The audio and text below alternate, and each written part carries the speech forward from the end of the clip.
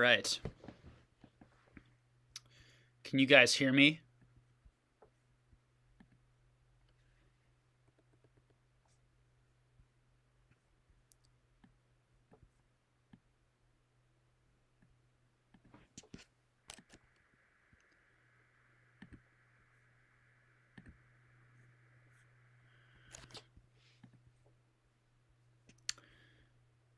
Okay, great.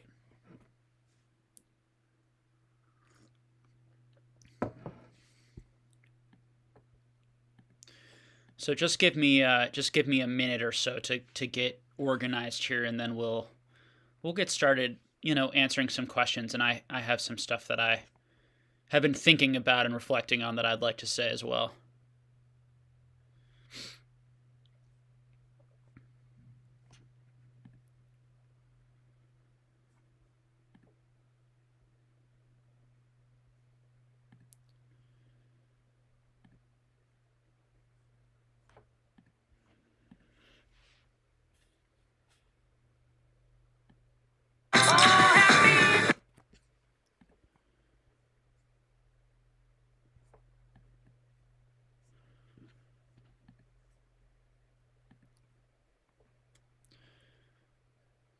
All right. Okay. So I'm organized now. Cool trainer Tony asked me how I'm doing. I'm doing well. How are you doing? Nice to see you guys. Thanks for joining me today.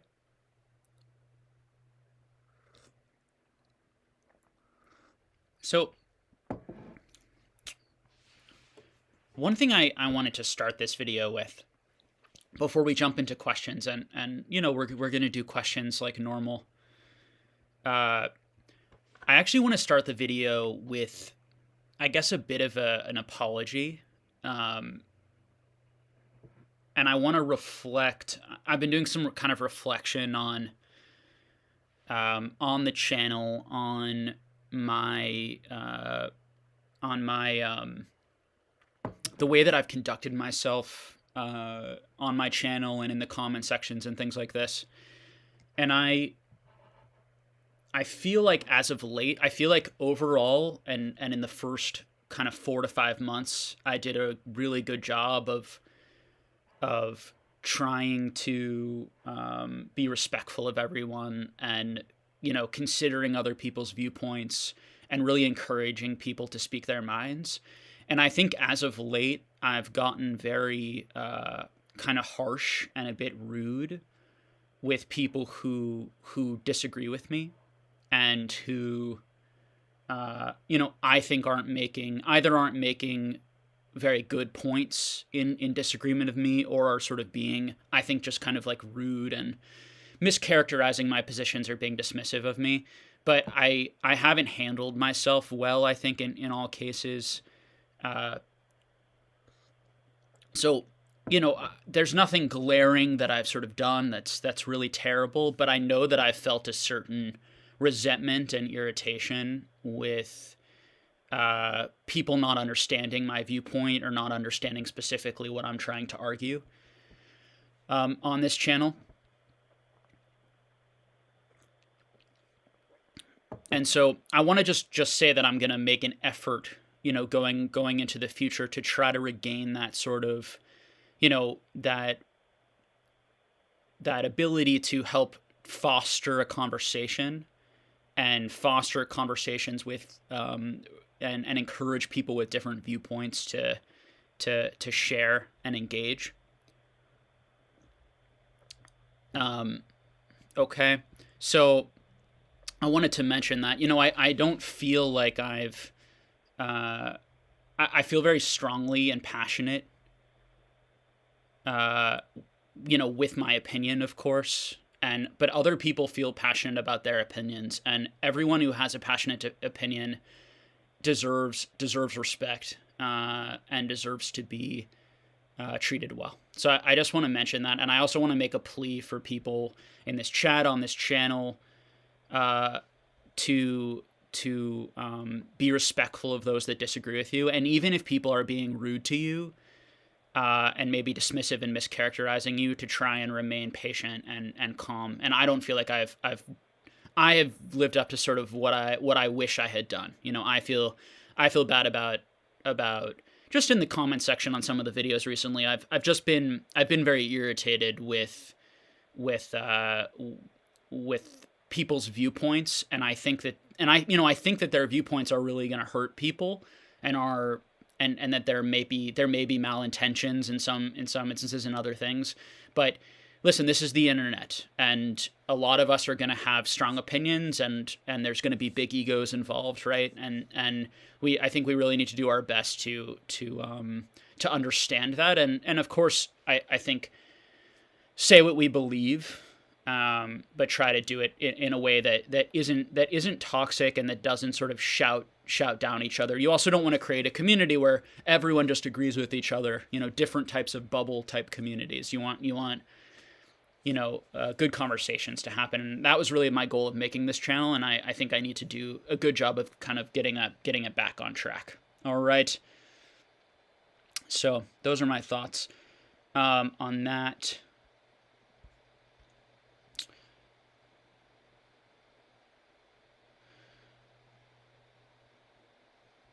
So yes, I mean, I have some people saying that they think I'm doing fine, and I appreciate that. I know that I'm getting irritated, and I don't want to be irritated with anyone. Like I don't want to feel frustrated or negative about anyone in the community. And so I'm just saying I need to do a better job of controlling my irritation and anger. And I decided to say it publicly because I think it's a good message now for everyone. And I think it's important for me to come out here and acknowledge that my ego is I need to keep my ego in check as well. Okay. All right. So let's jump into some questions here. Okay. So some people are asking, like, is this my channel or Rafi's channel? It's both of our channels. And then do we stream with both of us? So we do, and we are going to try to stream with both of us again. It's very hard.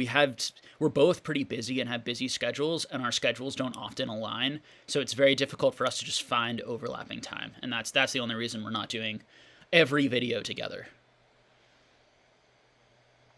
People are saying, someone says, that people will never understand, there are always going to be people who don't understand or who are going to disagree with you. And I agree.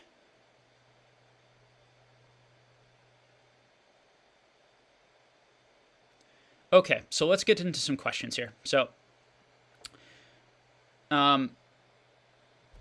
let's see.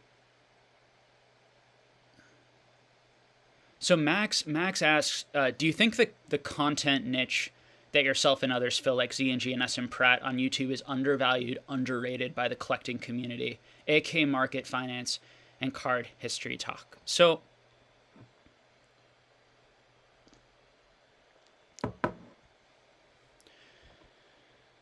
I think that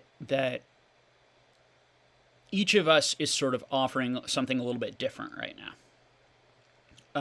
I would say that Scott's channel, particularly what his channel was like before he developed a Patreon, is closest to what I am trying my channel to be, I'm not telling you what cards to buy. Scott doesn't say buy this card. He tries to teach basic market principles, and then also give you guys a lot of Pokemon knowledge about the cards themselves, because I know a lot about the cards and the all the cards and things that you're not going to hear on most channels by most people.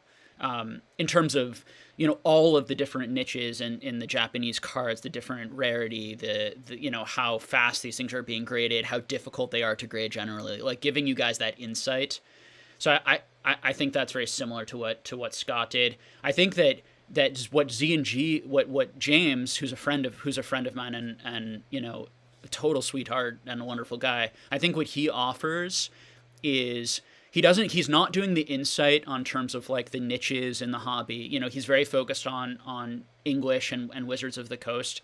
But he's very experienced and very good at flipping. and his business is built around flipping. And so I think that, first of all, his content's he's fun to listen to, and he's a great guy, right? And he's honest and gives genuine opinions. So there's value there. But he also gives very good advice. And his new channel, like Z's Flips, I suggest people look at.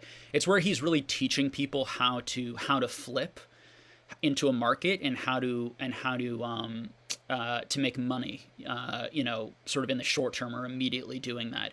My channel is geared at sort of collecting and long-term investing, generally speaking. And I talk about how to make money in the short term, and I understand these flipping sorts of things, but I have, Z does this so much, every day Z is buying, sourcing and sourcing collections, sourcing product and flipping it, and is excellent at it, creates excellent content around it.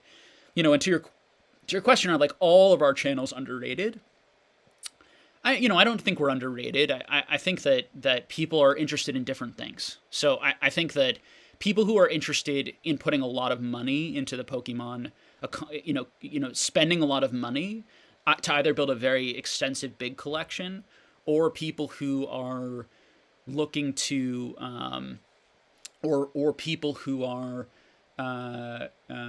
looking to sort of flip and make a lot of money.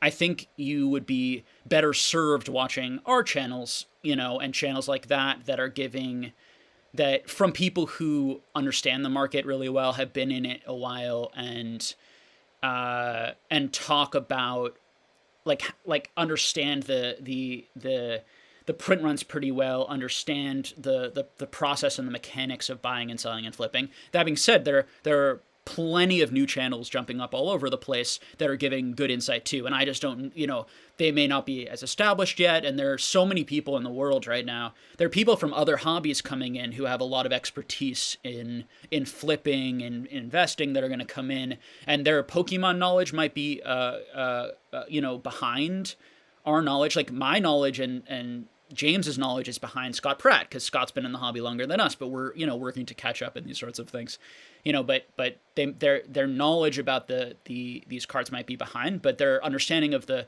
financial side, the economics, and they're quickly probably going to become, as long as they're engaged, Pokemon experts. So there are going to be a lot of great channels out there, a lot of useful channels talking about really market fundamentals, and who know a lot about it. So, and in terms of us being underrated compared to like channels like PokeRev, who does some of the finance talk but does a lot of the opening, and like Leonhart, which is really entertainment, opening entertainment, and then some of the other channels, those channels are not overrated. They're providing something different than us, and I think the majority of people interested in Pokemon, at least at this point, although it might change over time, are here to have fun,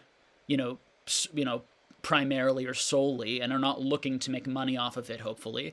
And those channels, I think, are really appropriate for them. I think that my channel, I hope, also attracts people like that, because I'm such a lover of the cards too, and Rafi and I really love the cards, and we're also about trying to help collectors spend their money wisely and build collections in a sustainable and affordable way where they don't get hurt. So hopefully we can be useful to some of those collectors. But there's so many different people interested in Pokemon cards, from your hardcore collector types who want to know all of the analysis, the numbers, and the data, to people who want just like sort of the fun, the entertainment, the hype, the excitement, talking about how fun how fun it is and great it is. And I think that doesn't make us underrated or them overrated by any means. It's different, different things for different people is what I would say. All right. So hopefully that answers the question pretty well there. So Joe asks, do you feel somewhat jaded by the current sentiment in the Pokemon community? So I really have been. I've been frustrated, clearly, and I'm going to try to do better to not be as frustrated and to try to be more patient and calm. I feel confident in my market analysis on this channel. I know what I believe, and I know what I've said, and I'm going to try and not let other people twisting my words into something that they're not upset me, for one. And then speaking, just about the, away from me and just the general current market sentiment, it concerns me, as I've expressed in this on this channel, because, you know, Logan Paul, like if Logan Paul, if these, you know, Logan Paul comes out and says that these booster boxes, you know, Leonhardt made a video today saying that his booster box is going to double again in price probably, or, you know, it's selling for 375K now and it's going to sell for 500 or 600K in a few months. And when people say those sorts of things, it upsets me, and I want to explain why. It upsets me because, like, one, they're pushing the hype and the market up, not based on giving you data about the box and why it should continue to go up. It's just feeding into the trend.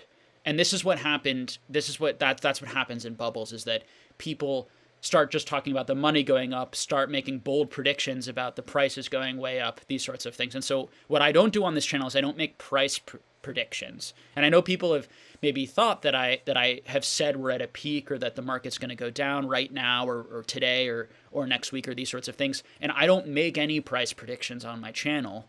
You know, and maybe I've let one slip out. I've made 75 videos. It's possible somewhere I got frustrated and said something I shouldn't have.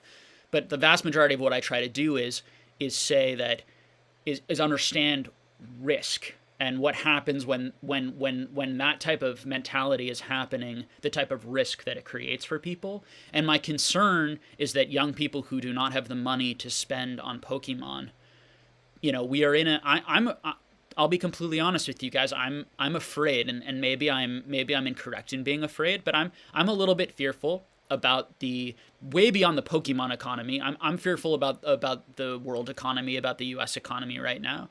And I think now, and I'm not a financial advisor. These are just my honest feelings and opinions, and please disregard them, right, if you disagree.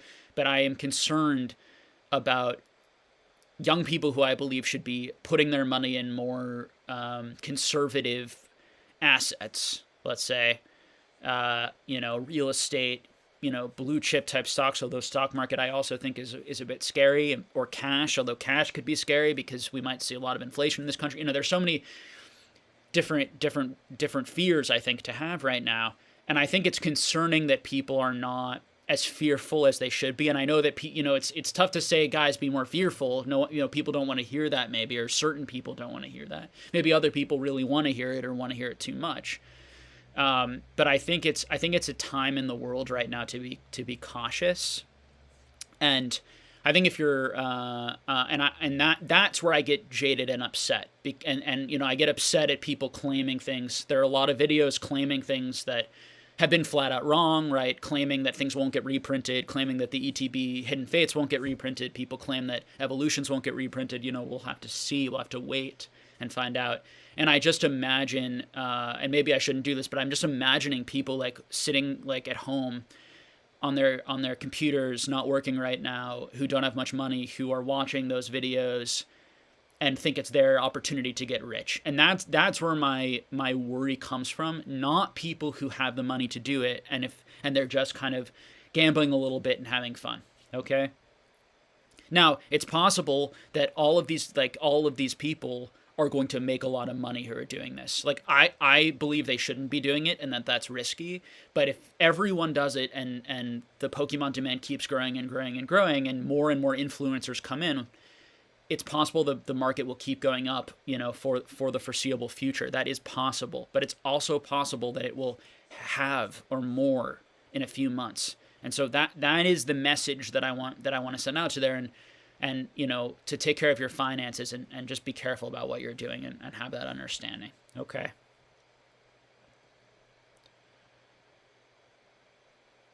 So someone says, I think part of the reason some people have so heavily disagreed or been more bullish is because you guys usually don't have the two-sided arguments very well, in my opinion.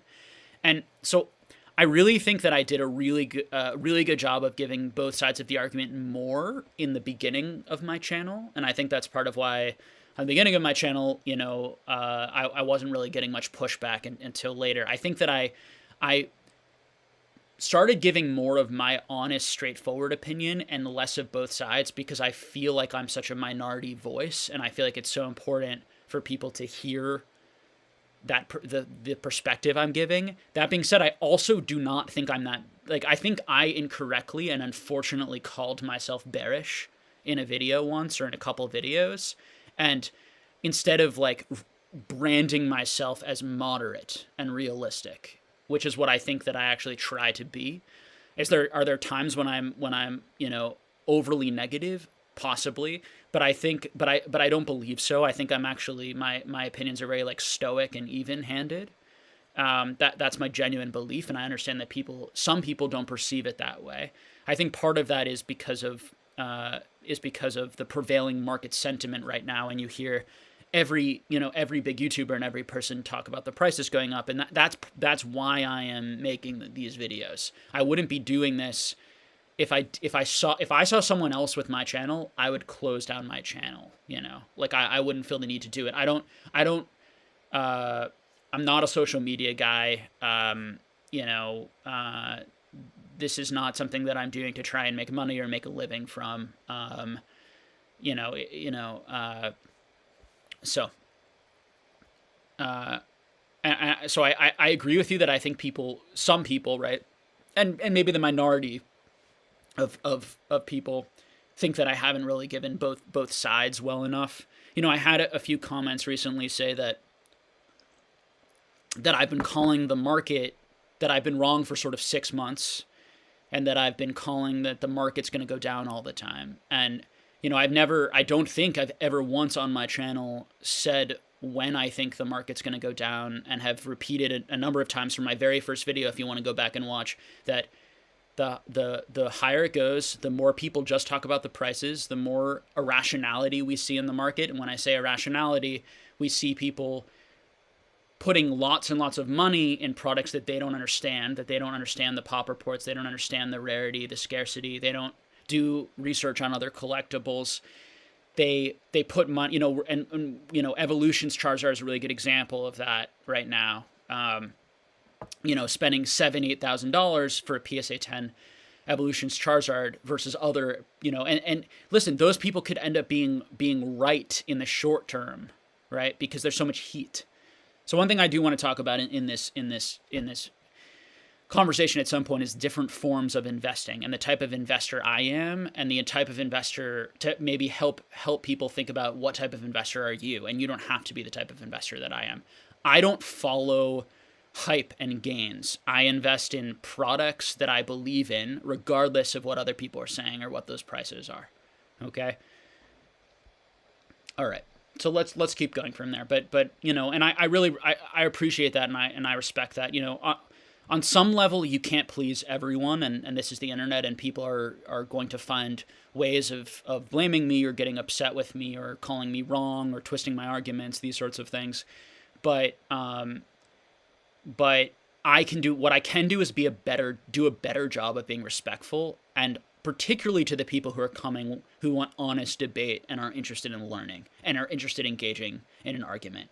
What happens though is I get tired because I get so many DMs and messages wanting to talk and wanting to have these conversations that I just get burned out on talking about Pokemon. Like I have other things that I like to do. I have other interests in it, and it's been a lot of Pokemon in my life. So I need to figure out how to sort of balance all of that and behave sort of respectfully and appropriately with everyone who watches this channel and everyone in the community. Okay.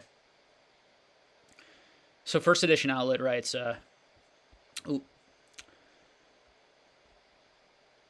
let's see. So First Edition Outlet asked a question here at the beginning that I didn't see. So I've been thinking about selling some cards as of recent price jumps. I'm conflicted, but I'm leaning towards holding my cards. I feel like these price increases are going to shake out enough sellers who are scared of a decline in price, so that after all the nervous holders sell, I believe the scarcity will in turn increase because the sellers have came and did their thing. Oop, the lights just went on in my house. That's not good.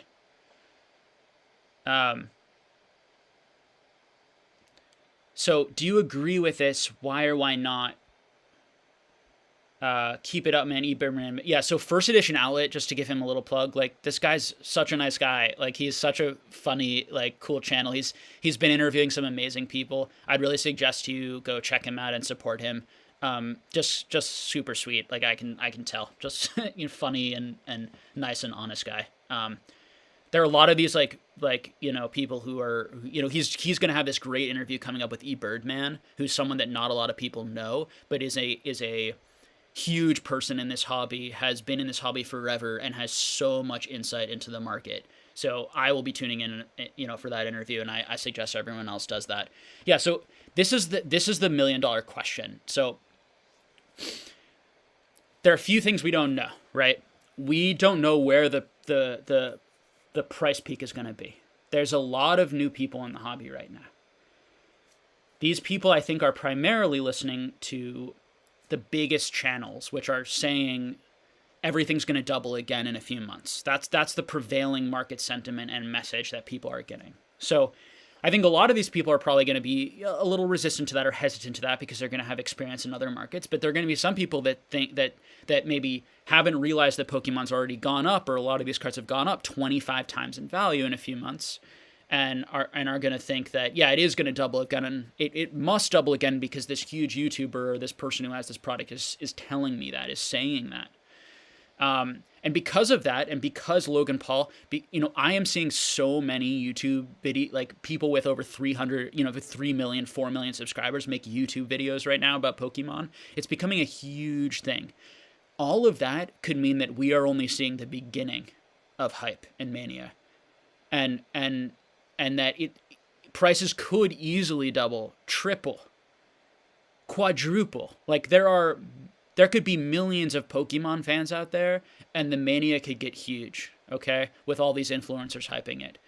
So I am definitely not telling anyone that the market is going to collapse tomorrow, okay? What I do think in my market analysis a few weeks ago was that I think we were actually seeing a plateau and a slight retrace in August before the influencers hyped it up and came back in. There were less sales, and I just noticed things slowing. And then since then, things have sort of exponentially taken off. And I think it's fairly common sense at this point to say, okay, influencers have a huge effect, as I've been talking about on this hobby. All right. But the influencer hype and the attention, no one knows all these new people coming in and buying at these higher prices and being really enthusiastic, right? No one knows how many of these people are going to stay in the hobby,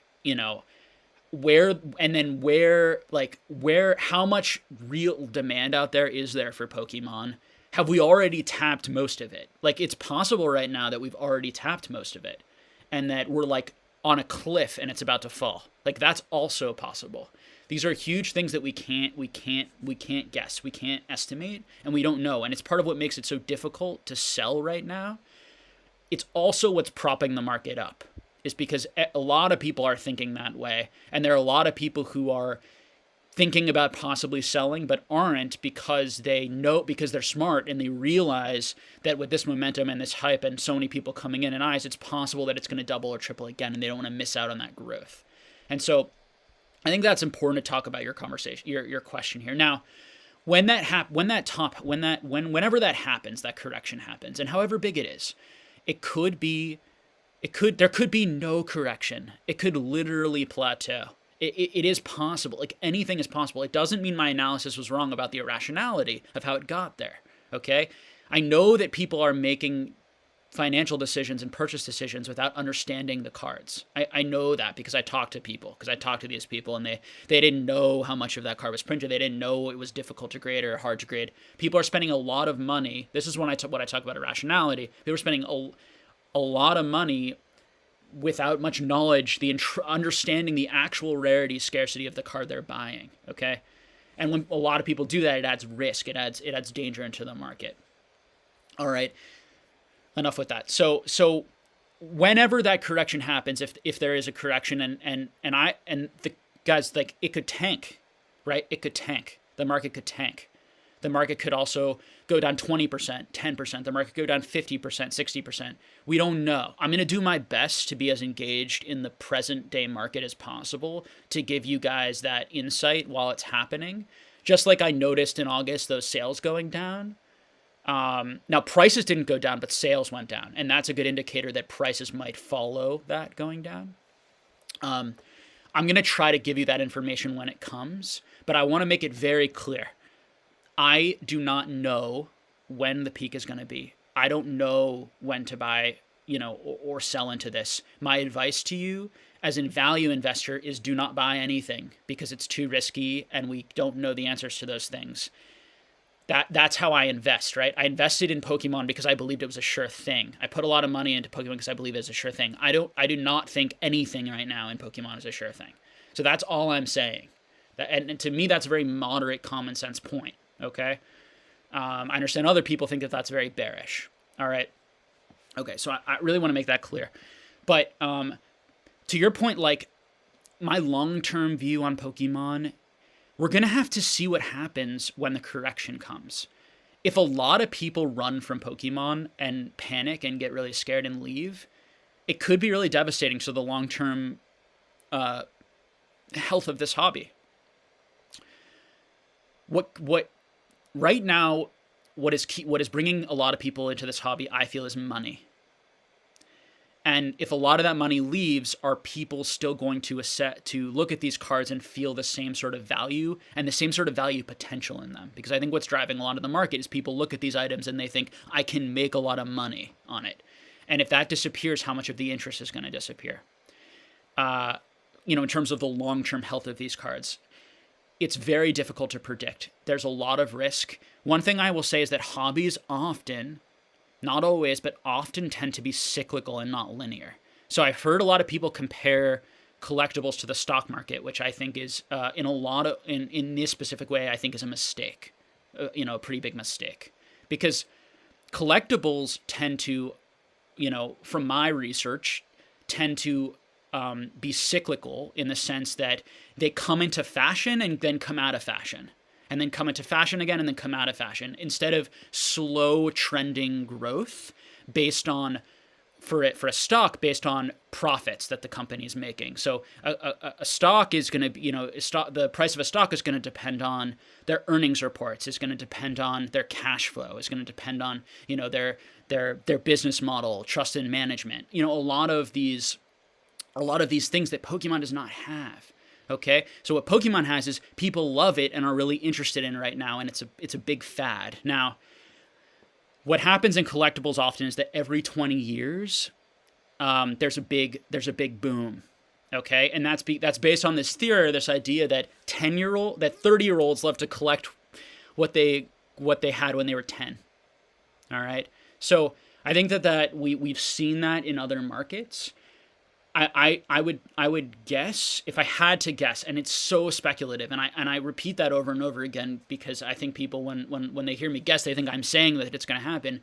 My guess is that we are going to see erratic sort of periods of interest in the future, not the type of stable, growth that we may have seen before this period. I think that this has really destabilized this market. And because of that, it's gonna be very chaotic for a while until maybe things calm down. And and I hope. Listen, I think that every value investor, they want to see 8 to 12% growth a year, some sort of calm, stable growth that they can depend on. That where there isn't a lot of risk in it, there isn't a lot of all over the place. Okay, so I'm hoping that will happen. I think your point about scarcity is very key. The rarest and scarcest items are going to be the ones that are going to be most immune to retraces because there aren't enough of them to flood the market, okay, even when people panic. And the more wealthy people are going to be holding those. All right, so that's a very long answer, but is a really important question and topic.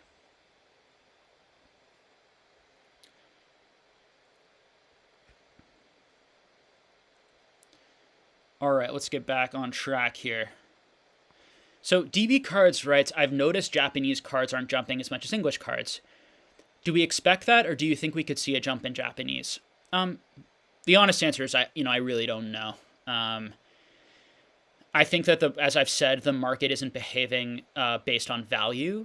It's behaving based on I think people thinking, how can I make the most money? A lot of that. And I think when you see that, you actually see markets behave.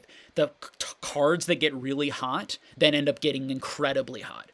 So instead of Evolutions going up a little bit and then people saying, oh, Evolutions has gone up a little bit, it's probably overpriced now because I could have got it for lower, people say Evolutions has gone up a little bit. Oh, it's the best one to buy. People like it the most, which is a momentum investor mentality. So then more people jump on and it goes up more. And then more people see it and they say, oh, that's the best one. And then you get hype channels who aren't doing analysis of this and are just saying, this is the best one to buy because it's gone up the most. Do that. And then more and more people go on it. So if people start hyping Japanese and Japanese starts going up, more people will jump on. Those are the patterns I'm seeing in the market. I'm not seeing a lot of like value investing mindset of which cards are undervalued, are underappreciated right now, aren't being seen. I don't know, I'm not following like super closely like the price of everything Japanese. There's just too much going on. I don't know specifically what you're talking about that hasn't caught up. I know a lot of Japanese has unbelievably ballooned, like Japanese base set and things like that. So I'm not exactly familiar if you mean like the Japanese set cards or like base set, or if you're talking more about niche cards like your Versus series or those sorts of things. I think things like Versus series has a lot of intrinsic value, but maybe not as much hype. And those are the types of things that I think are less risky in a lot of ways, depending on the prices of them, although I've seen prices go up a lot on those too. So, on this channel, I try not to say buy that. I try to teach or express my opinions on markets, okay?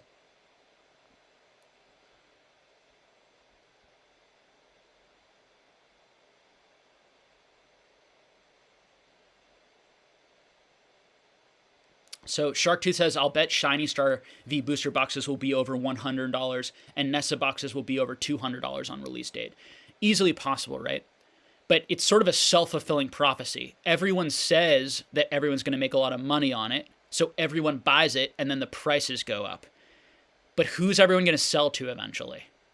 Okay? Eventually there's going to be someone, the last person on the hype, that's going to be stuck with the product at the highest amount. When that is, I have no idea. We could, as I said, we could still be in the early stages, and there could be a lot more people who bandwagon on later, and the people who are all sort of bandwagoning on now got on the bandwagon early enough that they're going to make a lot of money into the momentum. And people make a huge living in the stock market too on momentum investing, which is what this is. They look at the thing that has the most momentum, is moving the most, they buy it, and then they flip into it and sell into it as it moves up, and they try and time it, okay?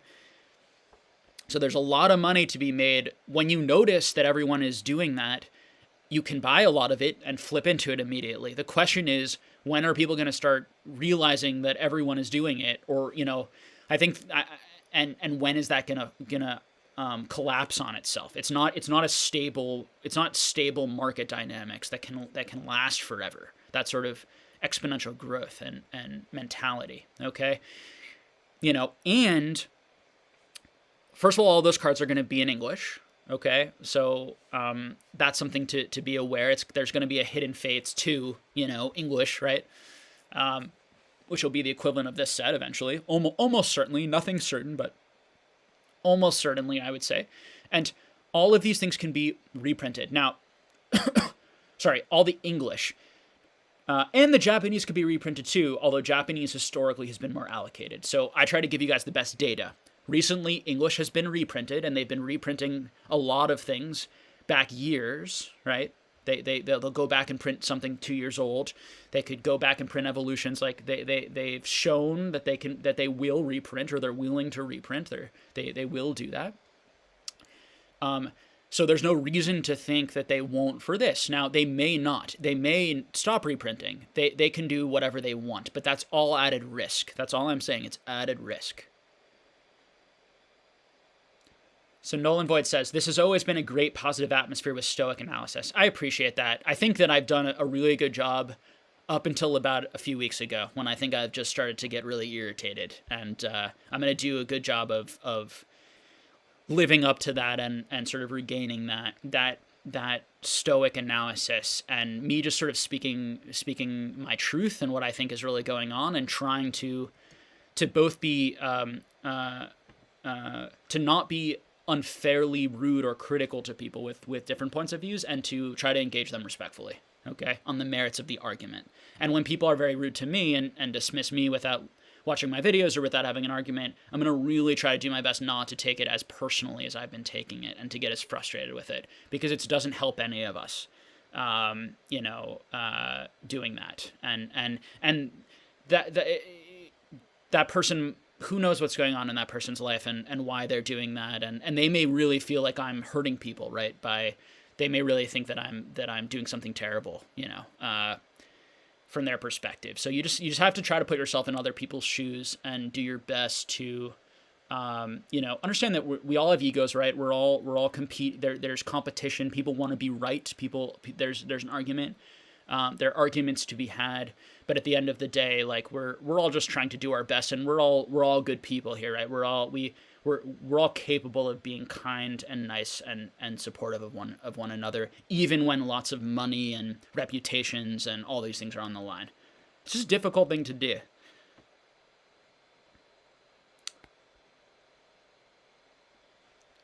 So here's a really cool question we haven't gotten yet on any of these streams. So Jacob2000 asks, thoughts on investing in Pokemon merchandise? So other Pokemon related things that aren't cards. Yeah, really cool question. So unfortunately, I am not plugged into those markets enough to really give you advice. I think there's a lot of really cool Pokemon merchandise. There are things that I really like. I really have always really liked I love the World Championship arts, like the as I've talked about on this channel before, and they have these mats that they make and sell at the World Championship events every year that have like the date and like amazing, like really cool art on it that's tied to the year that it's released, and you can get these mats often for like $20 to $100 depending on the year, and I love them, and I buy them because I like the art. Now I think there are tons of them out there from what I can tell, and they have not become collectible. A lot of other things have not become collectible, but again, this can be some of that irrationality, right? It's like, well, there may not be that many of that, and it's amazing art, and it's the same art and really cool, just like this art on this card or similar to this art on this card. But somehow in people's mind, the card has so much more value than the mat, right? So this is understanding that the way that people work and how, you can find value in things if you're willing to take the chance and understand that this has the same components that made something else valuable, and for some reason people don't see that type of thing. But again, supply and demand. And so there's a lot of supply, I think, of a lot of these things. I think people they made tons of them, and there were a lot of leftovers. There could be tens of thousands, right? Thousands of them. I have no idea. But I see them on eBay and other places quite a bit. I do know, I've heard stories, and Charlie told me once that he bought, Charlie Herlocker, that he once tried to do that. He once tried to buy out basically, I think it was a mat or something like that. He tried to buy all of the product out because he thought it was super cool looking, and he thought he could basically flip it and make money off of it. And then it ended up that the seller only listed like 100 of their like maybe 10,000 that they owned. So as soon as he bought out the 100 more came directly onto the market. And so that's the type of thing people have to be careful about. I would also suggest though that can be very true about a lot of things in Pokemon right now. Booster boxes. There could be places that have thousands of Evolutions booster boxes that only list 30 or 40 to make it seem like they don't have that many. So we don't know. People do this stuff all the time. Sellers are very smart, and they understand the psychology of the buyers and the psychology of markets like this. There are a lot of, market manipulators at work right now, but there are also just a lot of like really savvy people who are staying quiet and just know how to make money in this type of environment and are doing that, quite effectively. So Bulba Squad says I need to include the two-sided arguments better. Since some people see it as being solely one side, it makes them either be more aggressive or shunned, so they react poorly. Yeah, I think that I just as of late haven't done as good a job of making both sides of the argument, in part because I made both sides of the argument so much when I started the channel. And as I said before, I felt like that the side that I am expressing here wasn't being made. I also will say that I do feel like in this video, I've made both sides of the argument. I've made both sides of the argument a lot. The part that I think that gets people is that I'm not buying into it because I'm a value investor, and that is because even if it does go up, there's too much risk, and I don't buy into risky things. And I don't see the other side of that. I don't see the other side of it isn't risky right now. And I know some people genuinely believe that people say to me a lot, actually, or some people, that the market isn't risky right now, that it's really solid and it's going to go, and it's for sure going to go up for the foreseeable future. And I don't see that side. I don't get that analysis, because when you have prices go up as much as they have in such a short amount of time for the exact same product, and you have lots of people buying things when they don't understand the product, those are two recipes. That's exactly what causes bubbles. They buy things because they hear they're valuable. They don't have 15, 20, 30 years of collecting experience and know every single thing about the card that they're buying. All right. So I think I can't give the other side there, but what I do try to give, right, is that the other side of, like, there are better ways to make money right now in this market, which I've tried to be very explicit about, by being an investor. Like, I wouldn't call him an investor, but someone like James, maybe he's an investor, but like who is buying collections, sourcing things, and then selling them directly into the market, and just rinse and repeat, sell low, buy low, sell high, buy low, sell high. And that's what businesses are doing right now. They try to buy low, they're continuing to buy, and they're continuing to sell, and they're doing amazing. They're doing amazing. Aiden says negativity comes with growth in YouTube, unfortunately. Yeah, I think that that's true, but I also think that I've brought some of that on myself based on a little bit of my tone, and so I think that there is some genuine. Some of the criticism I have received, I think, has been good, has been helpful and constructive.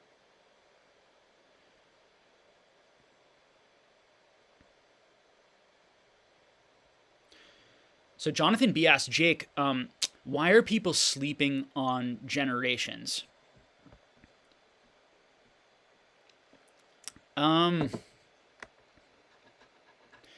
think, like, I think it goes back to what I was saying before. People are not doing things that necessarily make sense. They're following other people, and they're following the prices. And so we're seeing that a lot. So anything that shoots up in price, a lot of other people then want it, instead of having the opposite feeling, which is that they shouldn't want it because now it's more expensive than it was. And that, to me, that's actually the logical response. When something goes up a lot in price, you should say, huh. Now let me give the opposite side of the argument. The opposite side of the argument is when something shoots up a lot in price, you say, oh, I was wrong. It should have been higher, right? You could say to yourself, I got that wrong. That was actually underpriced before, and now it's correctly priced. Okay? I think that I think that is a good argument if it's based on something actually intrinsic and tangible about the product. Okay? So if you came to me and said, like, let's say that I said something about a trophy card that I thought that it was, I thought there was a lot more of a card than there actually was. Let's actually take away that I could be wrong with some of my analysis. So let's say, so I've made an analysis that, because I know that Gary, for example, and I know other people have tens of thousands of first edition common uncommon cards from the WotC sets. Okay, particularly Jungle, Fossil, Team Rocket, and the gyms a little bit to a lesser extent, that there's a lot more product out there than people realize. And so people are buying those cards, I think, with an irrational or incorrect idea that there isn't going to be a lot of more of those graded in the pop. Okay? Now, I could end up being wrong. And then I made an incorrect value assessment based on incorrect data that I had, theoretically. And so actually the price does make sense. And then I realized that. That's the type of stuff I could acknowledge on the channel. It's like, oh, I was wrong. That thing was rarer than I thought. That thing was scarcer than I thought. I was wrong about the intrinsic value of it, right? Based on objective measures that we can see, that we can talk about. Okay? Evolutions is not at all rare, not at all scarce. There's tons of it everywhere. You can get it in packs at the market right now. You can go online on eBay. You can buy tons of it there. Just the price has gone up. So not the difficulty to find it or the rarity and the scarcity. only the price has gone up so far. Now, if it actually becomes rare and scarce, that'll be interesting. That'll be a new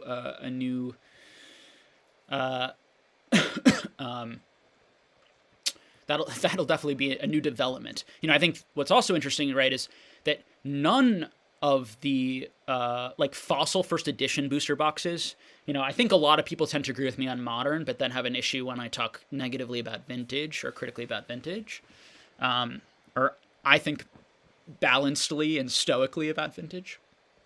But if you notice, there have been lots and lots of booster boxes that have been sold and are selling. These are not very scarce, sorry, they are, but they're not there because there's a lot of demand. There isn't enough to go around, and that's why the prices keep going up for sure. There's a ton of, but there aren't less of them hitting the market than there were before.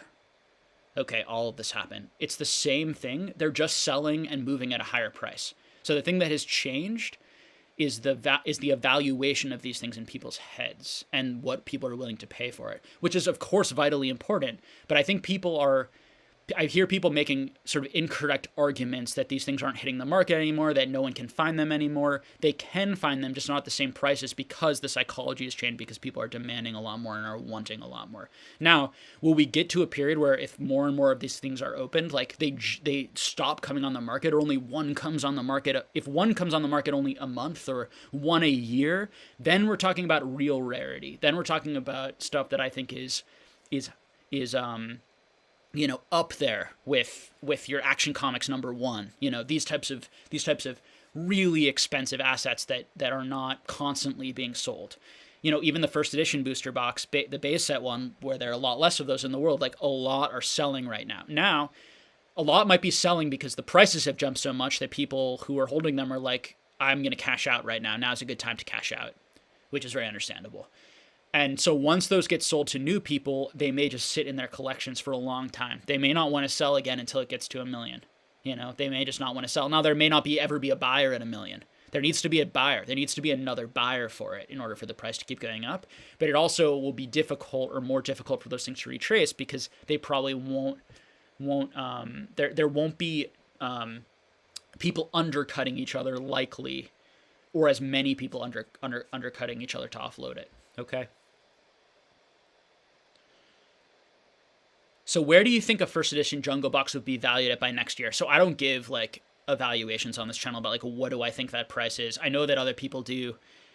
I think it's irresponsible to do that, because it's like literally, and unless they preface it with like, I have no idea, this is just complete speculation pulling out of my butt, type of thing. So I'm not going to say. It's gonna move with the market. What I can tell you, and what I try to tell you on this channel, is that Jungle, as I've said since the beginning of this channel, Jungle First Edition, rarer, generally speaking, and harder to find than Fossil. Okay, so it for a while those two were always going at the same price, and Jungle was based on the numbers. As long as you think the sets are of equal sort of coolness and art and Pokemon, that sort of thing, the Jungle was undervalued based on the objective numbers for a long time. Although I think that it's corrected to some degree recently. Although they do kind of, I see them kind of seesaw sometimes.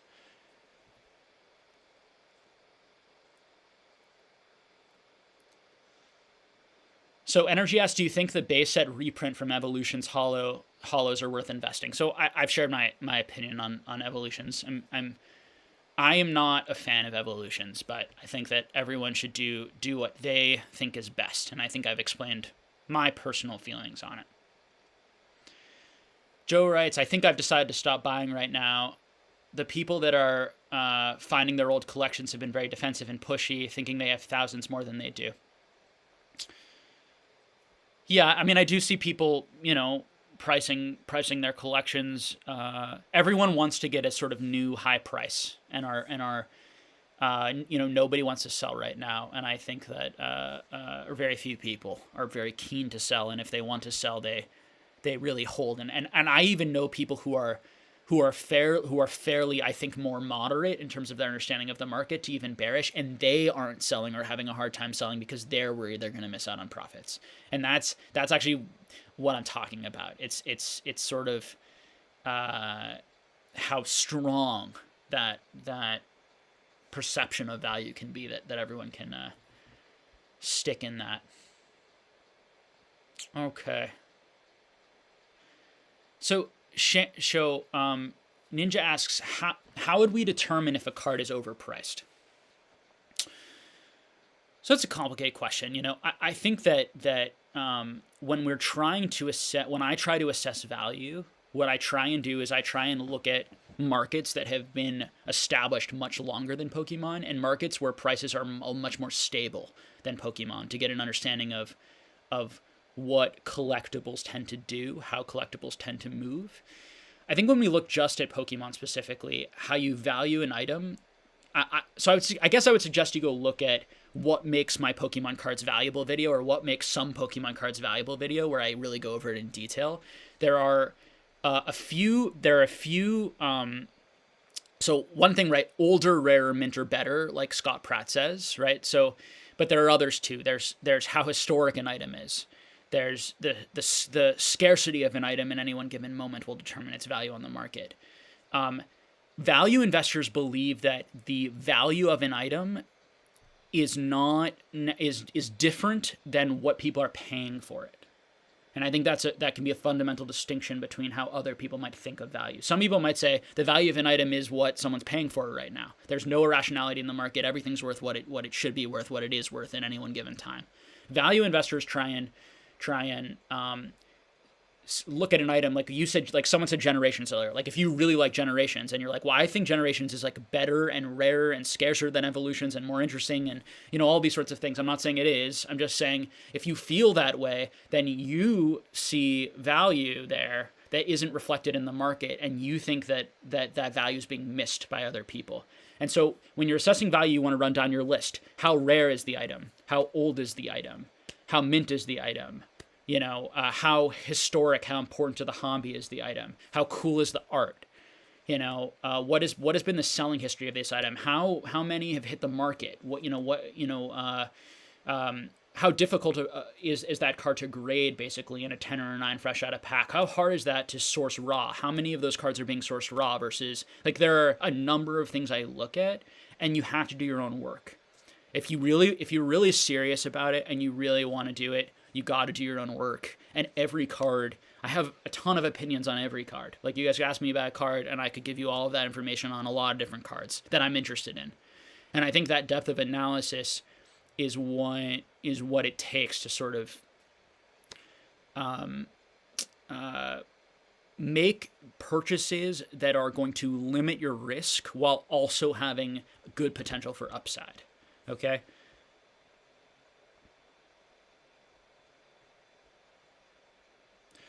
What's your opinion? So Quentin asks, what's your opinion on the current base set Japanese market? I'm not watching it too carefully, to be honest. So I'm not sure. I think I noticed that there are huge jumps. I should look into it. Maybe I'll do a video on base set again. Maybe we should revisit base set. I was looking in the unlimited base set, first edition Shadowless and Evolutions to compare the prices to see how things moved. And Evolution Charizard has moved more than anything in any of those old sets by percentage in the last 6 months, which is really, as I've said, doesn't make sense to me, is quite irrational based on like the value assessments that I use to value a card, what makes a card valuable or what should make a card valuable. But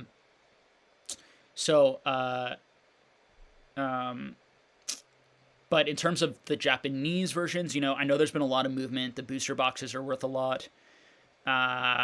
Yeah, I mean, they're great cards. Like, I have a lot of Japanese hauls. I have Japanese, I have no rarity. I have just the regular. I like it. I've always liked it. In terms of like price relativity, I'm not really sure. I have no idea how expensive Japanese should be to English. I think language is a really hard thing in this hobby. I don't think it's easy to assess how much more collectible is English than Japanese, how many more people out there prefer English cards to Japanese cards, or vice versa. I think that is still in flux. I do think it at least in the short term, it seems like certain people underestimated the amount of interest in Japanese cards. Now, is that hype driven interest, or is that genuine organic collector interest in Japanese? I'm not 100% sure. I know I have genuine interest in Japanese, so I imagine a lot of other people do. I don't speak Japanese, but I love the original cards. I love the looks and the colors, and yeah. I guess that I believed in them as investment quality vehicles. Some of the older, rare, minter cards, Japanese cards, because of that. Because I liked them, I saw the value in them, and I trusted that or believed in that. So I think that, but it's very difficult to determine something like that.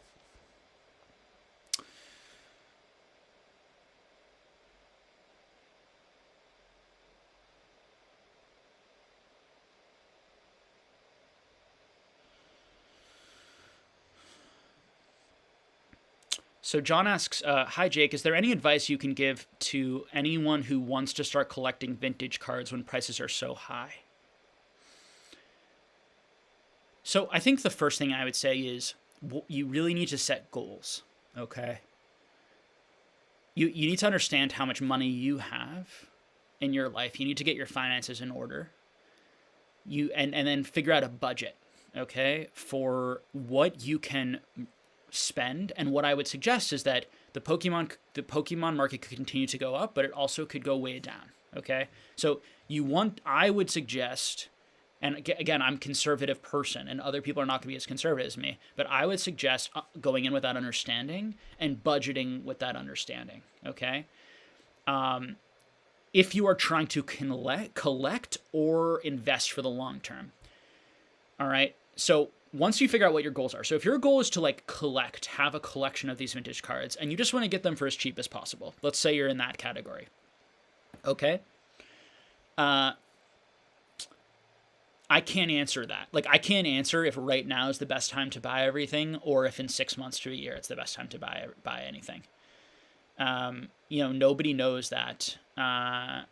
I think that there easily could be a better time to buy. We could see a correction, and at the bottom of that, if people start to panic, you could see a really good time to buy potentially in that. But again, with all the influencers jumping in, they're right this moment, right this second, there are no signs that the market is slowing. Okay, in fact, the opposite. Right, PWCC auctions this month are going to set tons of records. Okay, there's a lot of heat, particularly on some cards. Now, there has been slowing on others. Some cards have slowed a little bit, but a lot of cards, particularly the cards that have the most heat around them, have continued to push up, and push up a lot. Okay, like Evolutions, for example, in the Evolutions Charizard. So, in terms of advice for those vintage cards, set a budget, figure out a budget. What I would do personally, this is not necessarily what you should do. This is just my opinion. Okay, it depends how badly you need these things in your life. I don't need any Pokemon cards to be happy. I could have none of my collection and I would be happy. So for me, it's I just wouldn't overpay. I would just not. If I thought PSA 10s were just way overpriced and didn't have good value, I would just buy them in Japanese, not graded and not in good condition, and put them in a binder and look at the binder and be really happy. Okay. I was lucky that I was able to buy those because I saw them because I do enjoy having the very rare, scarce, pristine cards, right? But I was lucky and also able to see that the value was really there back then for me, okay? And so I was able to make those purchases. Right now, it's sort of like I would maybe I'd fit your goals to fit your budget once you figure out your budget. So if your budget can only afford some, a binder card here and there, slowly buy a card once a month and put it in your binder. If your budget is I could spend $10 on Pokemon a month. Be patient with those $10, right? Spend those $10 on a card that you really want. Make a list of cards you really want. Start tracking those cards, if you want to put in that work and that effort, okay? If your budget's $100 a month, you can go quicker. You could probably finish complete sets of all the original WotC, in a year or so, or something like that. Depending on condition, right? Depending on condition, and depending on if you're okay with Japanese, these types of things, and unlimited if you're doing English. So I don't I have no magic to offer you, unfortunately, in terms of somehow, finding a deal that other people don't. I think often when things are too good to be true, they're scams. I would be careful buying things that seem ridiculously low priced right now, because I think a lot of the times they're fake cards, or they're hiding dents, or they're hiding, often when things seem too good to be true, they are. Particularly in a market like this where everything's so hot and everyone knows the value of everything. So unfortunately, it is what it is right now, in terms of it's frustrating, and you have to be patient and set a budget. What I would say is, like, remain calm, remain patient, and focus on what you love. Focus on what you enjoy. Focus on what makes you happy in this hobby.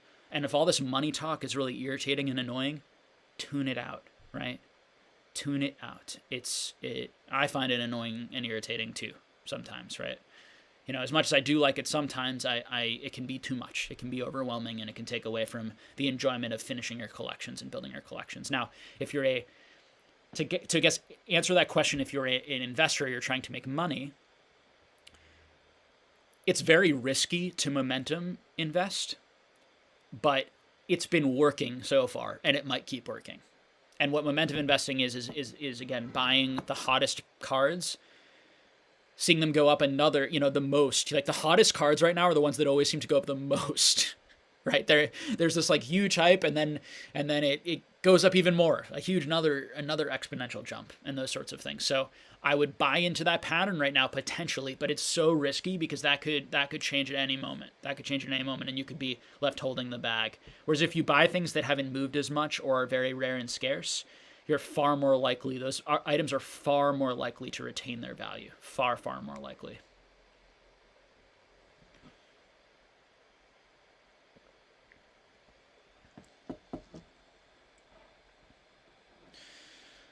Okay.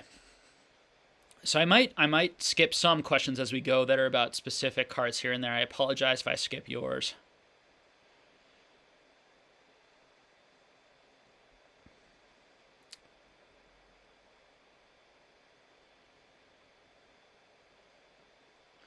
So I hear some people talking about Bitcoin. Yeah, it's interesting. So Bitcoin, as everyone knows, had a huge rise, and actually, interestingly, funny enough, if you look at the chart of Bitcoin, it looks very similar to the Pokemon chart so far, without the tip. That don't read more into that. I mean, Bitcoin and Pokemon, they're two different items, and they have very different. The sense of value is very different. What is very similar about them is the hype, and that people are buying off of hype instead of research. Okay, that is very similar, but yeah, and Bitcoin has come back for sure, but it was insanely high at one point and jumped insanely high all at once, and then really got crushed. Just as quickly as it went up, it went down.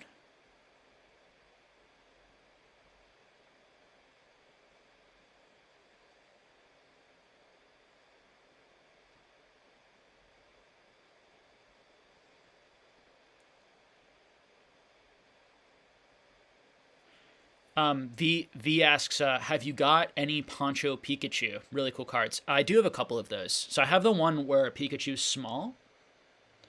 Oh my gosh! Every once in a while, my chat, the chat just like pulls me to the bottom. I don't know why it does that, and then I like lose my place in the question. So frustrating. It just did that. All right, so I did see that question. So that question is the Poncho Pikachu. I do own some. I do own a few of those. I own the one that isn't like a full art, where it's like the Charizard one, where Pikachu just kind of wears the Charizard, and then I own a couple of the full art ones. I don't own the complete set. I like those. I never liked them as much as the Scream cards. I always kind of thought of them as like during that period. There's also the Eevee Poncho ones, the Eevee Evolution ones, which I like too. But I always liked the Scream cards better, just from a collector. And but I liked the Poncho Pikachu ones better than the Mario and Luigi ones. But again, that's purely subjective collector stuff. I'm not talking about value. Okay. All right. So I'm just gonna pick up the questions here. Do you think PSA 10? So Mitt asked, do you think PSA 10 English Amazing Rares will drop below 100? So I don't make like these price. I don't tell you what's going to happen in the market with prices. What I will tell you is what I think and what I would pay for these things. Okay, but the market vastly disagrees with me right now, and so it's not my value judgments or assessments of things is quite a bit off of the market at the moment. So there are a lot of other channels that are happy to give you many price predictions on everything. Okay. What I will say about the Amazing Rares to help kind of answer your question in the way that I try to answer them is that I really like the Amazing Rares. I just think they're beautiful cards. I think they stand out. I think that they're more beautiful and interesting just visually than like the Rainbow Rares were. There isn't a Charizard one. If there was a Charizard one, it would be a much bigger hit. But you've got some legendary, right? You've got legendary Pokemon on those. You've got some really, really amazingly cool arts, cool colors. We'll have to see. It'll be interesting to see how they grade, how difficult they are to grade. Getting a sense of the pull rates will be important, and getting and probably most importantly, how popular will Vivid Voltage set be? All right, so and will it be reprinted? And will there be a lot of it? So I've heard, whether or not it's true, I'm not 100% sure, but I've heard that there might not be that much Vivid Voltage initially, but it may get reprinted again and again and again if it's popular. So, everything modern right now, there's a very good chance that it will all be worthless, basically, because we might be in a period, and the period might last years, that it's being printed much more than the demand is going to be in 5 years. So there are not going to be homes for all of these cards in 5 years. That being said, the opposite could happen. The demand we're seeing right now might grow, might double in 5 years. I am of the opinion that it's very risky to assume that it's like people think of Pokemon as linear and think of collectible hobbies as linear. I hear a lot of people saying you're going to see 8 to 12% return on your modern every year. Okay?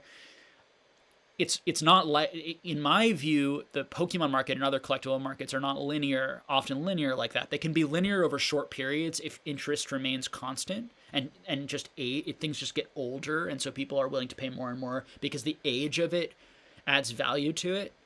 But what can happen is like the demand and interest could just drop off completely out of like a lot of Pokemon, and I guarantee Vintage will probably still likely have plenty of demand. But your modern of today might have no interest in 5 years, and people might much rather be paying, retail price for the brand new shiny set than $200, $300, $400, $500, $1,000 for a shiny set from 5 years ago, particularly when there's still a lot of it out there. That type of thing. So I just think it's important to understand that when you're buying into a lot of these modern products, you're basically taking a gamble that the demand in Pokemon is going to grow or at least sustain itself. And I think that people can believe that, people really believe that strongly, and that's absolutely, if you have that plan, I'm in support of that, of people making that bet for themselves. What I have a problem with is people saying that the demand's going to keep going up for sure.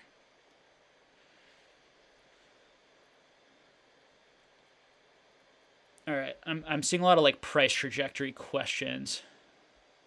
So Almighty asked Jake, "Are you going to invest in the Digimon English version?" I'm not really too into Digimon. I actually did like the cartoon when I was a kid a little bit, but I just never got into it that much. I was far more into the Yu-Gi-Oh cartoon, which was like definitely my thing. I liked Yu-Gi-Oh cartoon, and I liked Dragon Ball Z. On Cartoon Network. I used to watch that a lot. Those are sort of my favorite cartoons. Like I really looked forward to the next episode, particularly those Yu-Gi-Oh things. Not so much into Pokemon actually. Into the series. I was always really into the video games and the cards. So I'm not going to be investing in Digimon, and I'm not going to be collecting it either because I just don't have the interest in it. Right now. Now, if I see the cards and I think that they're really cool and I have some sort of reaction to them or something like that, and it reminds me of my childhood, but I don't even like remember what the Digimon look like. My recollection is that they kind of start cute and then just become like these like huge like killing machine, like intense killing machine monsters. I don't know. And I was never into that, and I was never into, just to add to this, I was never into like Transformers. I didn't like Transformers, and I know a lot of people love them, so no offense, but.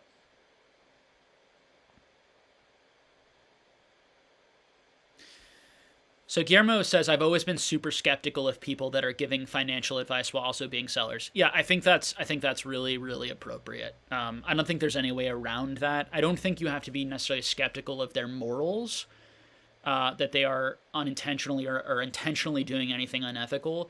But I think if you just think of it just in a human nature way, like they are they're selling things, right? They're selling their product, and they need to keep selling it. That's their business. They want to sell it. It provides them an incentive, and so they have a dual relationship with you. On the one hand, they want you to buy packs from them, and on the other hand, they're supposed to be giving you like good financial information that's going to save you money or help you, get the most out of it.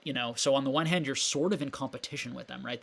They're either trying to source product or get cards for cheaper than you're able to get it, and then sell it to you for higher, right? That's what a reseller does. That's what, and it's nothing against these guys, but TCA Gaming, Scott, like what they do is they try to find the cheapest items possible, and then they try and sell them for the highest amount, and they rinse and repeat. And I think those guys are highly ethical, highly ethical as human beings. TCA game, like Rusty, I've heard, everyone has their stories and everyone has their opinions about everyone, and who knows what anyone's really like, obviously, but I do think just on a human level, you have to be dangerous, and you have to be careful, and I would hope they would say the same thing, is the truth. I know if I was selling you guys stuff, I would be saying the exact same thing I'm saying now.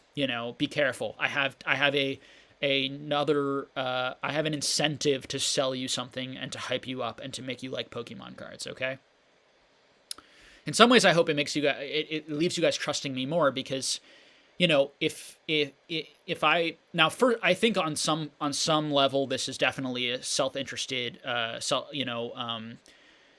pursuit that I'm taking here, because I want the community to be, I want to do my part in the community to help people do things that I think are healthy for the benefit of all of us, like financially, but even more importantly, enjoy. I want us to all enjoy the hobby. I want us to all get along, treat each other well, enjoy collecting the cards, so I'm doing that certainly for everyone else, but also for myself, to enjoy the hobby as much as possible. But I hope you guys trust me, in part because, like, I'm willing to say these things, even though I take a ton of heat for it.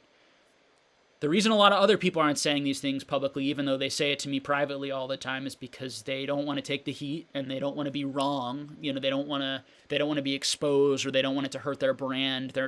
People aren't willing to take stands because it's dangerous, and because it rubs people the wrong way and upsets people. And I get all of that, So there's all of that, and then also I have a humongous amount of money tied up in this collection of mine, and if the cards went down in value, I would feel really bad. Like I won't be happy. I'm not rooting for the cards to come down. I'm nervous, and fearful of it, and I think there's a lot of risk, and I'm expressing that to people. So I think some people might misunderstand my intentions. All that being said, I understand that many people understand my intentions, believe I'm a good guy trying to do a good thing, and fundamentally am like an honest, transparent person. They just disagree with my view on Pokemon, and and on investing, on collecting, on many things, and I think that I encourage people to be honest and think critically,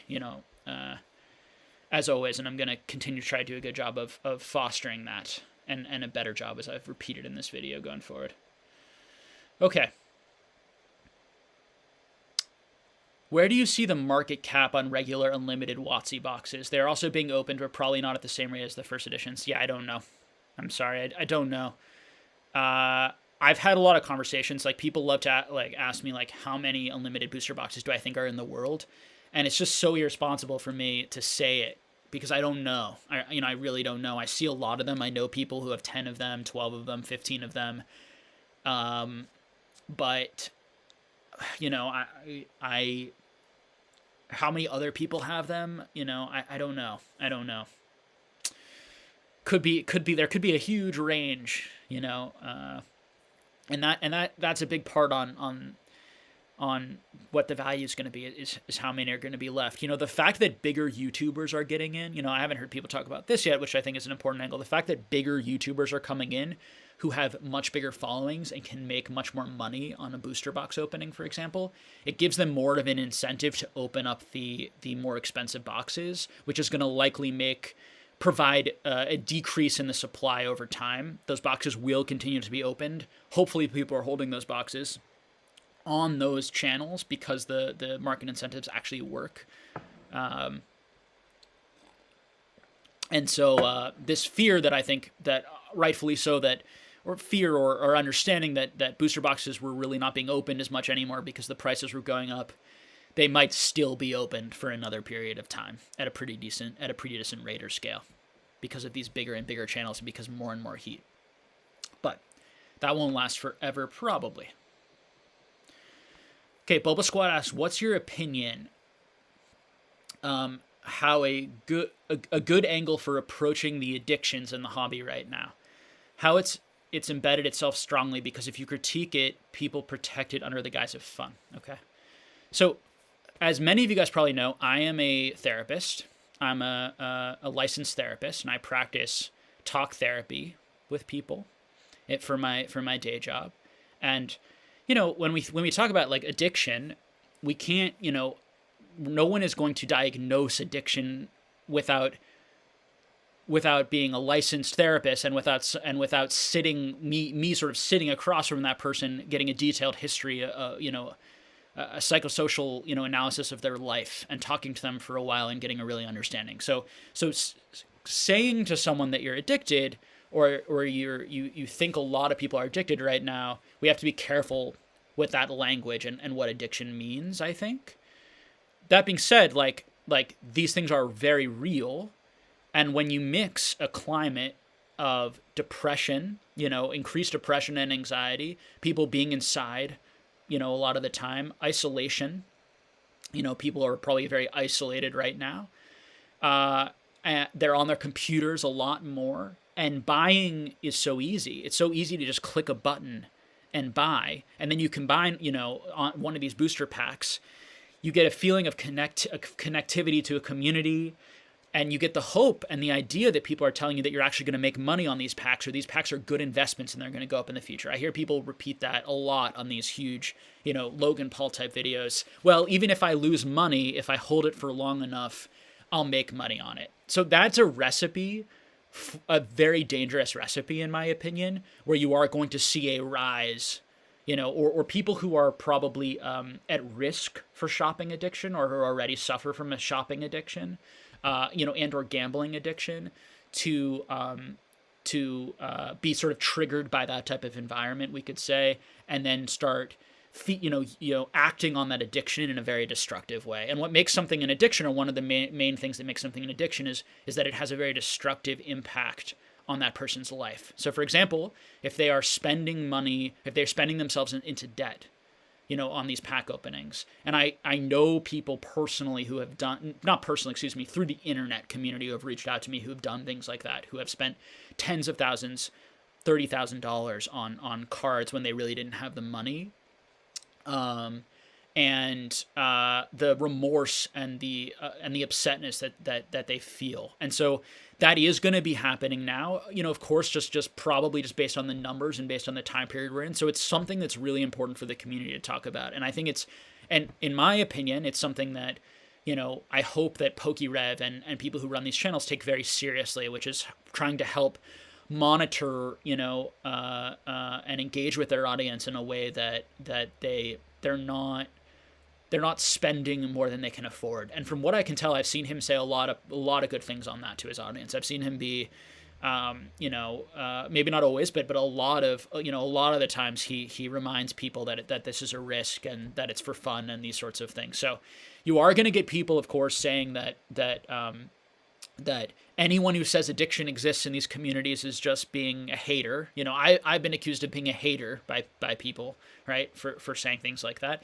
I don't that it's not a fair critique of you, Bulba Squad, or of me.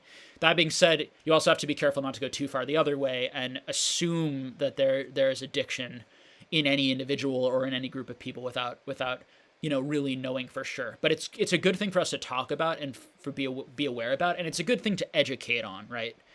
Just that, everyone should take personal responsibility, hopefully with themselves, and say, am I having an issue with this? And if you are, please seek help. Please seek counseling help. Actual help from someone who can help you, curb that spending and understanding where some of that spending impulse is coming from. Okay, so that's what I would say about that. Really, really important topic, and I really, I could really commend you for bringing it up, and I think it's not talked about enough in a way that's helpful. And perhaps, if people want me to, I can go into my therapist mode and make a sort of psychoeducational video on that sort of thing, and on gambling. And I mean, we could even go into neuroscience and talk about how it works, maybe at some point, although I really try and focus the channel on more of the Pokemon side, although I know I dabble into sort of morality, ethics, philosophy, and psychology too. Let's see here. So, question: Did you see the opening at David Person when he opens a poker card set with old school Pokemon card on it? I did not see it. No, David has a David Person. If you haven't checked out his channel, I suggest you do. He has an unbelievable, amazing English collection. I know he's working hard over there to build his channel, and we've had him on our channel as one of our guests, and I know he has all sorts of really interesting cards and really interesting sealed products as well that I'm sure will open up and share with you guys over time.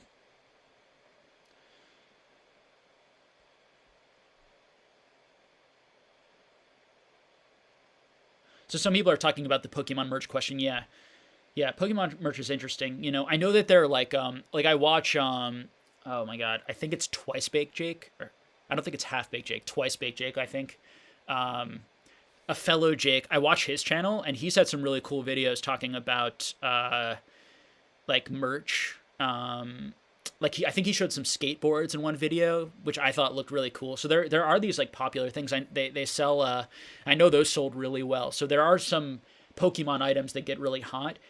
I think in terms of cross collectors between card collectors and merchandise collectors, or there are some collectors who I think collect everything. And there are a lot of collectors who just collect cards, and there are a lot of collectors who don't collect cards but collect, specific Pokemon merchandise. But I'm not a seller of the Pokemon merchandise, and I'm not really connected to that market, so I don't really know, how big that is compared to Pokemon cards. I know that I saw a chart on it once, and it's much, much bigger than Pokemon cards in terms of like amount of revenue and sales, but I don't remember the exact numbers.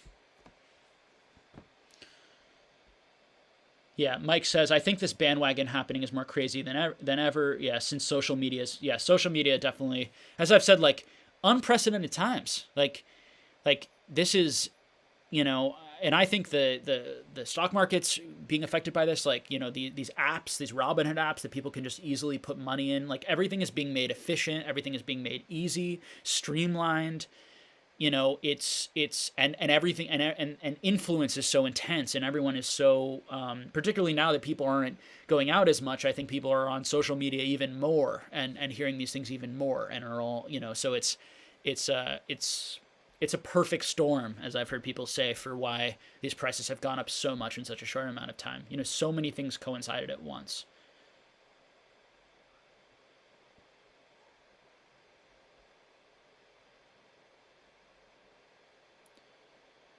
Pokemillion says, I would have left Pokemon if it weren't for your videos. Thanks for your input. Well, I'm glad you didn't leave Pokemon, and I'm glad you enjoy the video. And what I've said for people who've reached out to me saying, like, I just cannot stand all the money talk in Pokemon. I'm so tired of people giving hype advice that everything's going to go up, is what I'd say is, like, I feel those feelings too. But I think that like the best thing to do is just like take a deep breath, take a break, look at your cards for a while, come back and rejoin the discussion, because like these are the like a lot of the people who are saying those things like love the cards too.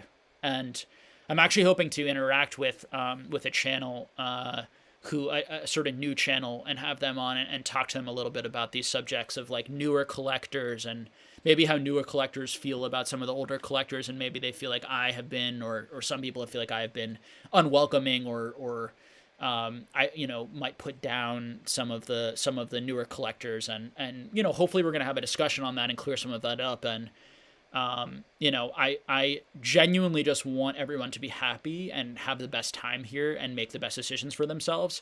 And admittedly, I do not always do the best job of that, because I have an ego too. Okay. And I get upset and irritated, and I want to win an argument or a discussion.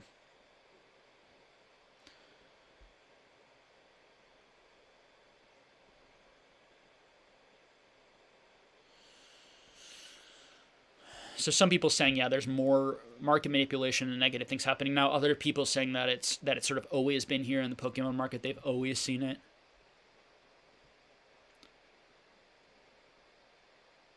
Pokemillion saying that Pokemon was fun for him, and that he trades stocks and cryptocurrency for work. And it's sad to see the same types of promoters who promote that here, the same types of things he sees in those communities happening here. Mike says that this is happening from only 1.5 generations in the market. When the next generation grows up and enters the market, there will be even more people in. Definitely could be, and I've made that argument a lot on my channel. I'm not against that argument, but I think it's debatable. And the reason I think it's debatable, going back to that point of cycles, I'm not sure there. I don't think there's any generation in Pokemon that's going to care about the cards as much as mine. Not the individuals in the generation. There are people from every generation who care about the cards as much as me, and there are people from every generation who cares about the cards more than me, right? That's not what I'm saying. I want to be very careful with my words. What I'm saying is overall, like, there was a mania when I was a kid. Like, every person needed to collect Pokemon cards or they were a loser. Like, in 4th and 5th grade. Like, you were the coolest kid if you had that.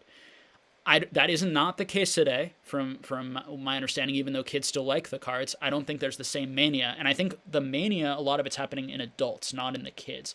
And so this idea that the kids are going to have the same mania or nostalgia for it in 20 years, these sorts of things, I'm not sure.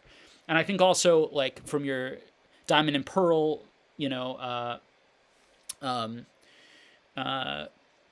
eras, your Black and Whites, your Diamond and Pearl, your sort of like late Nintendo EX, original EX era, they just weren't that many. There were not nearly as many people into it and collecting, and so there just aren't as many more people coming back for those eras as there likely are for this era and the mania around base set in particular right now. So all that being said, you could absolutely be right, Mike. I think it's a totally fair argument, and it's one that I've suggested on this channel too, as a counter argument, to this idea, that I think what'll really happen, Mike, is that even if there isn't as much added demand, as long as a lot of the demand from us stays, from my generation stays, it'll just add a little on top. So it'll help it go up a little bit, even if it's not as crazy, or even if there isn't as much of a mania ever again as right now.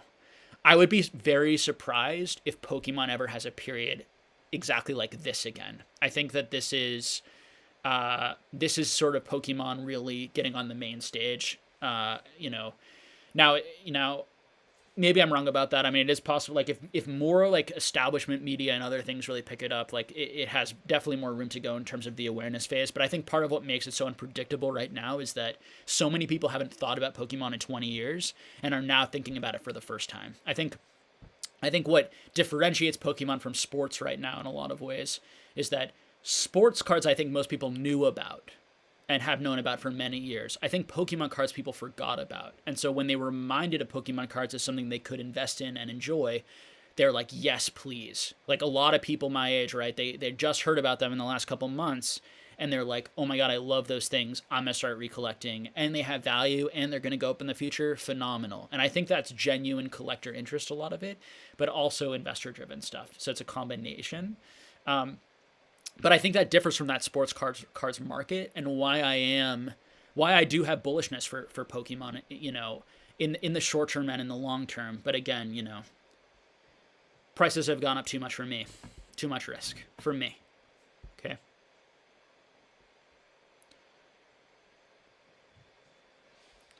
So some people saying like Generations hasn't gone up that much. Generations is not a great set value-wise per pack. So some different disagreements on Generations. Okay, some people talking about proxy cards, which we haven't talked about very much. Yeah, proxy cards are dangerous, and they're fake cards, and they are often sold as real, and people get scammed off of them. And there are people who are willing to, or who decide to scam people in this community, and whether that's because they desperately need the money, or because they want to hurt people and are angry and just want to scam people. I don't know, but it's an unfortunate thing. It's a really unfortunate thing, and people make these proxy cards and they sell them as proxy cards, right? And they make a certain money, and that's okay. Or some people think it's okay, but then it gets resold as real. So.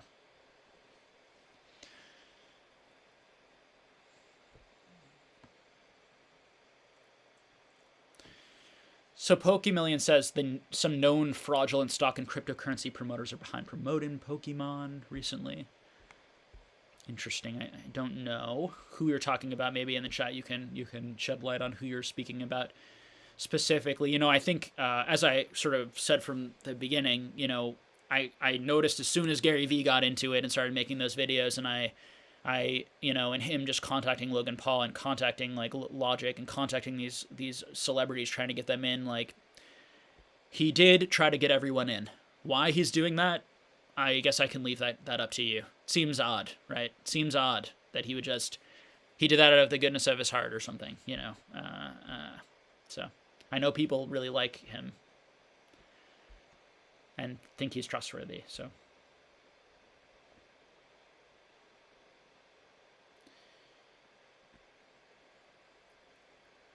So some people talking about like Chinese replica companies, like the danger of that sort of thing. Yeah, you certainly see that. Like Magic the Gathering has a lot of issues with fake cards, and fake cards getting better over time. They don't do a really good job of in most cases of making fake cards that can stump someone who's really been in it a long time, particularly cards for like your older sets. But I know that newer sets are easier to fake.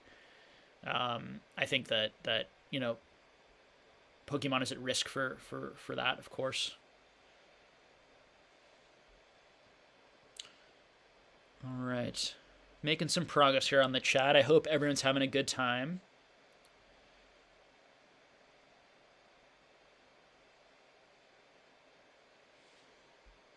I noticed that someone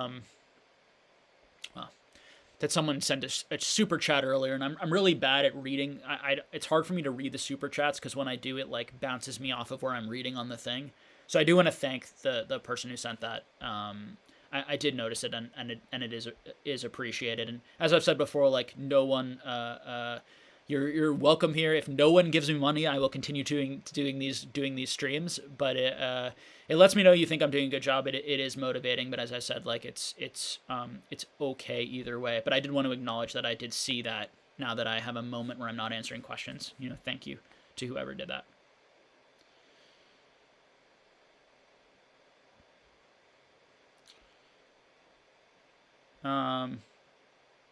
So I think Twice Baked Jake, I think you're asking me, do you think we are due for a correction? There's just like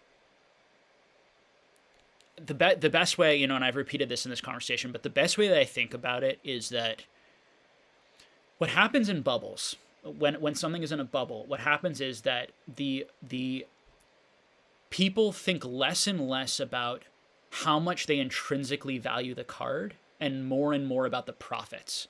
So when you look at one of your cards and that card is $10,000, do you think this card is the equivalent of like buying anything in the world I could have for $10,000?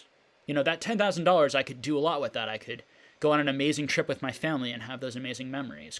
There's a lot you could do with that $10,000. You could put it in another asset that might be less risky, these sorts of things. So when you're holding that $10,000 card, did you pay $10,000 for that card because you thought that card is worth it to you for $10,000 and you're happy to own it? Or did you buy it thinking it was going to go up because other people told you it was going to go up and you were following the hype? And really what you're doing is you're trying to make money.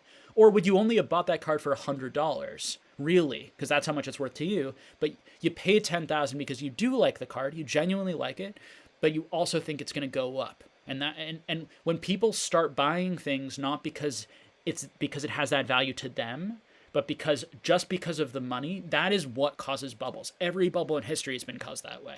Okay? So, I mean, the great example, if you want to, like, go on, don't take my word for this stuff, guys. Like, read a book, like, do your own research, okay? You know, I know people like YouTube here probably. Go on YouTube, but you also, like, you can read articles about this and do other sorts of things. And basically what happens, and the really famous example, you know, is the tulip craze. So basically what happened is people were paying like years salary for tulips. And it started slow and it got to this feverish pace, and people were paying so much because they thought in their head they could always resell it for that much. It's worth that much. These things are amazing. They became status symbols because of their value, not because people actually liked them for that value. And so when I say I'm a value investor, I buy things at the value that they're worth to me.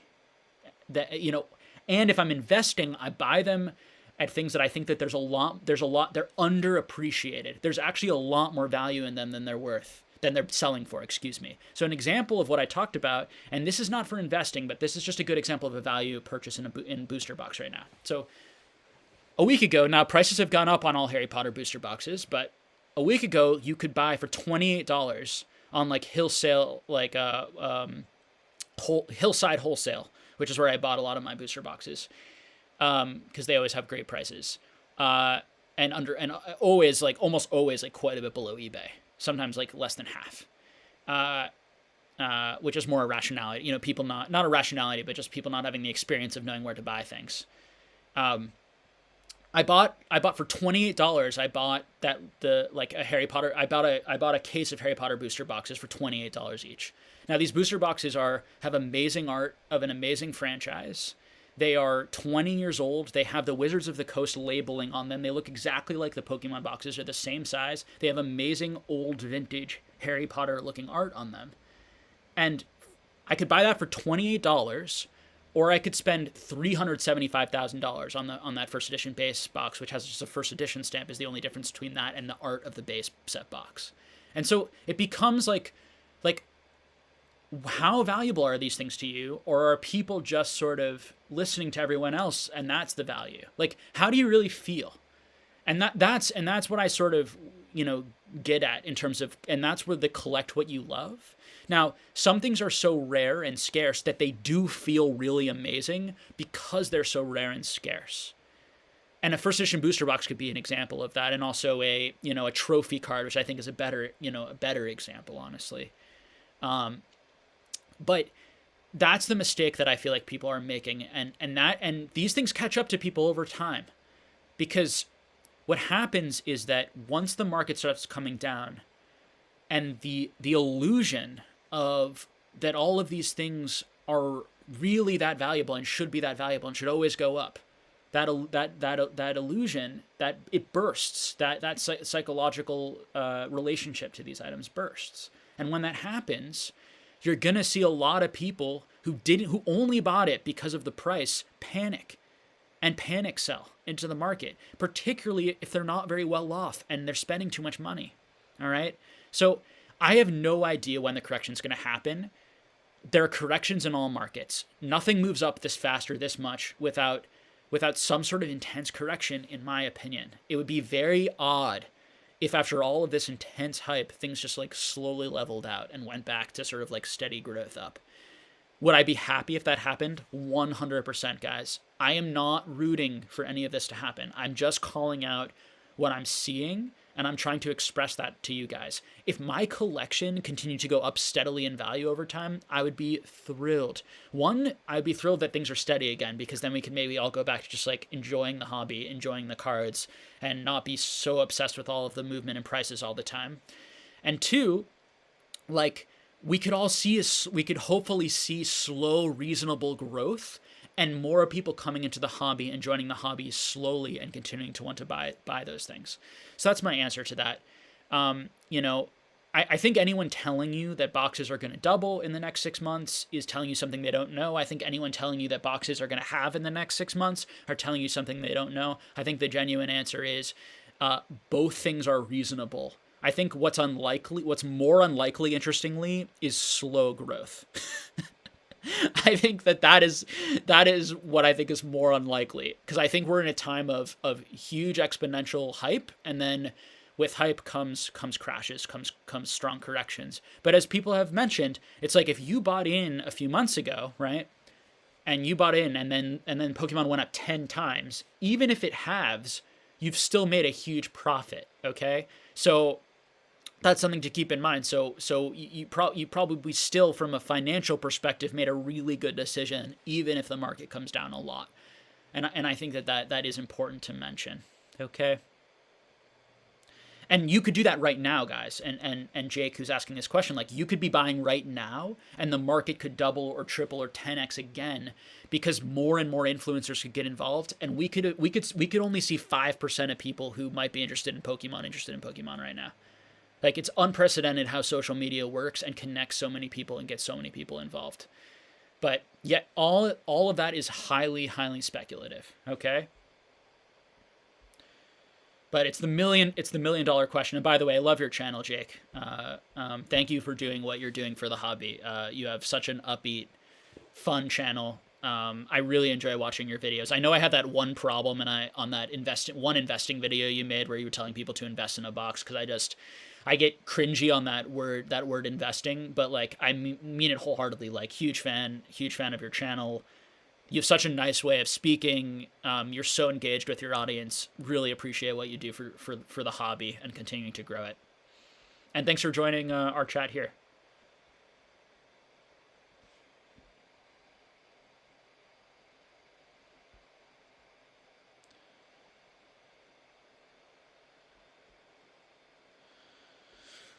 So let's see some other questions. So I'm going to go for another 15 minutes, guys, before I end, okay?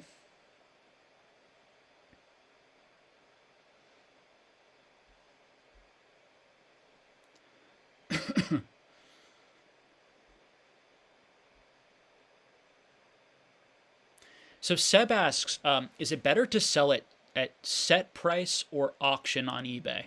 So I'm guessing you're saying buy it now, or putting it as an offer option, or just auctioning on eBay. So it's a very personal choice. I think that the benefit of an auction is that the item will sell as long as a person pays for it, and it will sell at a specific time. So if you really need the money, your best bet on selling it is to auction it. Do like a 24-hour auction, put it up. It will get sold, you know. Now, it might go lower. Often auctions do go lower. Sometimes they go higher, interestingly, because people get ahead of themselves. They didn't do their research before, and they unfortunately bid more for an item. But you shouldn't expect that. You shouldn't expect and plan on people being irrational. So likely, if you put it in an auction, you're going to get lower than the current buy it now price, but you will definitely sell it. Now, your other options to do buy it now or best offer. I have a negotiation video on my channel, which talks about some negotiation skills, things that I would keep in mind when I'm negotiating with people. So I would check that out, maybe. Although a lot of it does pertain more to sellers. I think that PWCC is a fantastic option right now. It's so hot. Like, so many of the record sales are happening on PWCC because there are so many eyes on it. And frankly, like, PokeRev covering it every month has put so many more eyes on it that everything just seems to sell for record prices right now. Now, could that end next month? It could end at any time. Like, it's there's a lot of very unpredictable, this market. But if I had to choose something, that seems like a good option right now, based on, like, if you're patient enough to obviously wait for that, and if the fee structure makes sense for you, because it depends on the way that PWCC works, and you should go on their website and read about it. And for those who don't know, PWCC is a auction house that basically is the biggest card auction house in the world and auctions tons of cards, and it puts it on eBay basically for you, and they take care of of a lot of the work and effort in terms of putting it on there, taking pictures, doing the explanation, those sorts of things. Uh, uh, and so the way their fee structure works is that depending on how expensive your card is, it may be worth it or not worth it, because they charge you a certain percentage on your card to sell it for you, depending on how expensive it is. If it's a very expensive card, they charge you a lower amount because they'll be making a lot more money, even if it's a lower percentage, if that makes sense. So you want to do the math. Like, all this stuff, to know where to sell strategically is all about doing the math for yourself. So you have to understand that eBay is going to take the 10%. You have to understand the PayPal fees. You have to understand all the different fees, do the math, and then make that best decision for yourself. And it also depends on how quickly you need to sell. If you're not in a rush, often the buy it now or best offer is a really good option, particularly if you think that the people posting it are posting it like really high, like way higher than maybe it's been selling, and you don't see that there are a lot of other options. People right now, frankly, are binning things. They're not even like best offering. Like, I have people who like would have sold a card for much less, and people just bought it. That's the type of market we're in right now. People are there's certain people who are very intensely want the cards and want everything, and are trying to buy everything up. So, very easy time to be a seller. It will not always be like this. There are going to be down periods in Pokemon where it's going to be harder to sell and easier to buy. I was this was complete luck, right, for me. When I got into Pokemon a few years ago, I would go onto eBay, and there'd be like 7 PSA 10 first edition cards sitting there, hollows at like $100, $150, $250, and I would just buy 5 of them, 4 or 5 of them, because I was like, unbelievable price, and based on my comparisons to other markets and the popularity of Pokemon as a franchise, and all these things I've talked about in all my earlier videos, which, if you're newer to the channel, I suggest you go back and watch those videos to get a sense of my arguments and really where I'm coming from, a more complete picture.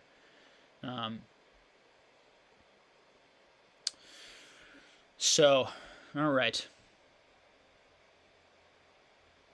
Does anyone else think it's sad to watch YouTube videos of people lifting store shelves, hoping to find vintage packs? Yeah. I've seen some of those.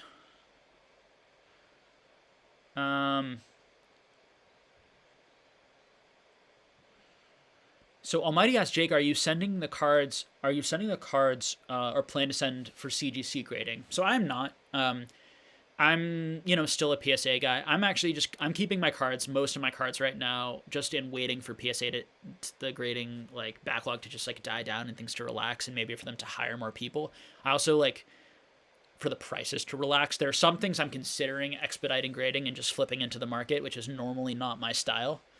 But because of the huge price growth on certain things, I am considering that, and I might do that, because I never graded my evolution stuff, and I have a ton of it. For example. So I have not been following CGC pricing that carefully. What I've been seeing is like slightly lower than PSA, but not much lower is what I've been seeing in terms of what people are willing to spend. Be interesting to see what other people are seeing. I don't think we have a big enough sample size to really know where they're going to fall sort of in the hierarchy, but clearly they immediately, I think a lot of it because of Charlie Herlocker and his importance to the Pokemon community, they immediately became a real company that people respect and put in the same conversation as PSA and Beckett, and that's really impressive for not doing it, right? And of course they're a huge company that's been doing it for a long time with comic books and these sorts of things. So they're an established company, but they're really going to need to, in order to become more established, I think, and really rival some of these other companies, they're also going to need to encourage people or figure out how to get people to switch their cases over, particularly some of the higher end cards, which are all in PSA cases. I think for a really high end card, I would definitely send it to PSA, 100%. I think for your lower end flipping cards that you want to get back quick and you want to flip into the market, I think CGC provides a potential flippers option. But I would not be grading like my trophy cards and things like that in CGC. I just think the risk is too high. It could be like that could be like a $10,000 difference in price, right? Just for like the same grade in CGC or PSA. depending on the trophy card. All right, so I'm going to do about 7 to 10 more minutes. So let's get a few more questions in here, and then we will end for today, and I'll be back next week. I'm hoping Rafi is going to start to join these with me again, because he's great, and I miss him, and I think it's always fun to have both of our perspectives and the ability to kind of talk back and forth, and I think too we'll be able to do a better job of engaging the questions and interacting if we're both here. So Razador says that it's an interesting argument to go over with regarding collectibles, where it's something that is almost impossible to ascertain what is valuable about it, what its intrinsic collector value is. So I think if you ask yourself that question, it's really not. I think if you really ask yourself, like, why is this card valuable to me? You could come up with a list of answers. You like why it's cool. Like, why is any materialistic or physical item cool in the world? Well, it's cool because it has a function, which Pokemon, doesn't, right? And by function, I mean pure function, like it makes your life easier on some level. Or in Pokemon's case, it's a piece of art, right? It's in the art category. It doesn't produce anything, but its purpose is to be enjoyed. And so does it, and what gives people value? What is beautiful to people? What is nostalgic to people? What is cool to people? What moves people?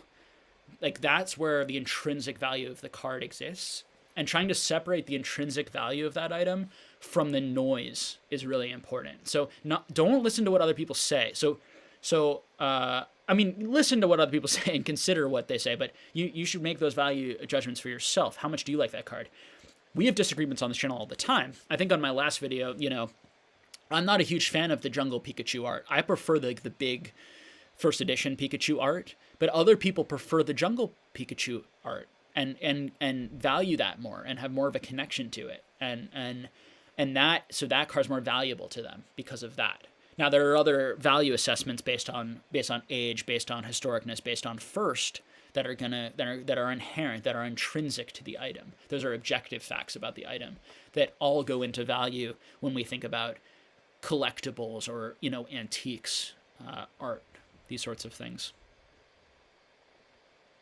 But yeah, people comparing, we need to be very careful as a community not to compare Pokemon to stocks in ways that they do not compare. As I said before, stocks are analyzed differently. Stocks have very different measurements and are based on very different things, as I've said already in this video. So you can go back and watch it if you want to hear me talk about that again. But that's just very, very important to understand and keep in mind. There's some similarities. Like, there are similarities in all market. The psychology of and the hype and the bubble stuff is like the exact same in this market as it is in stocks, as it was in real estate. It's the same thinking. It's the same wanting to make money and focusing on that, and fear of missing out and fear of not getting the gains that other people are getting, and the jealousy. Jealousy is huge, right? Jealousy of seeing other people get the gains and you not getting them.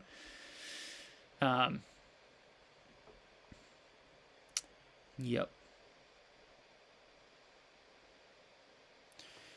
Fighter's Destiny asks, what do you think about Pikachu victory medals? The truth is like, I'm not exactly sure about them that much. I just was never that interested in them. I think that they're cool art. I know Scott SM Pratt was kind of talked about them a lot and really liked them as sort of a cheaper option for people. They're clearly very popular. I think that that Jake, Twice Baked Jake, likes them and has talked about them on his channel, I believe, and other people have liked them. I think the arts are really cool. I think your issue is how many there are. The rarity and scarcity of those might be an issue. I don't. There are a lot of trophy cards like that are sort of at that level of rarity and scarcity. I think what sets those apart is the art is really cool, and it has like Pikachu and like number 1 and trophy stuff on it, and I really like that. And I actually think that they are very collectible. I think the issue is how many there are and where that price point is and how it all kind of figures itself out. I think that it was hyped and inflated to some degree. I think people thought it was rarer and better than it actually was.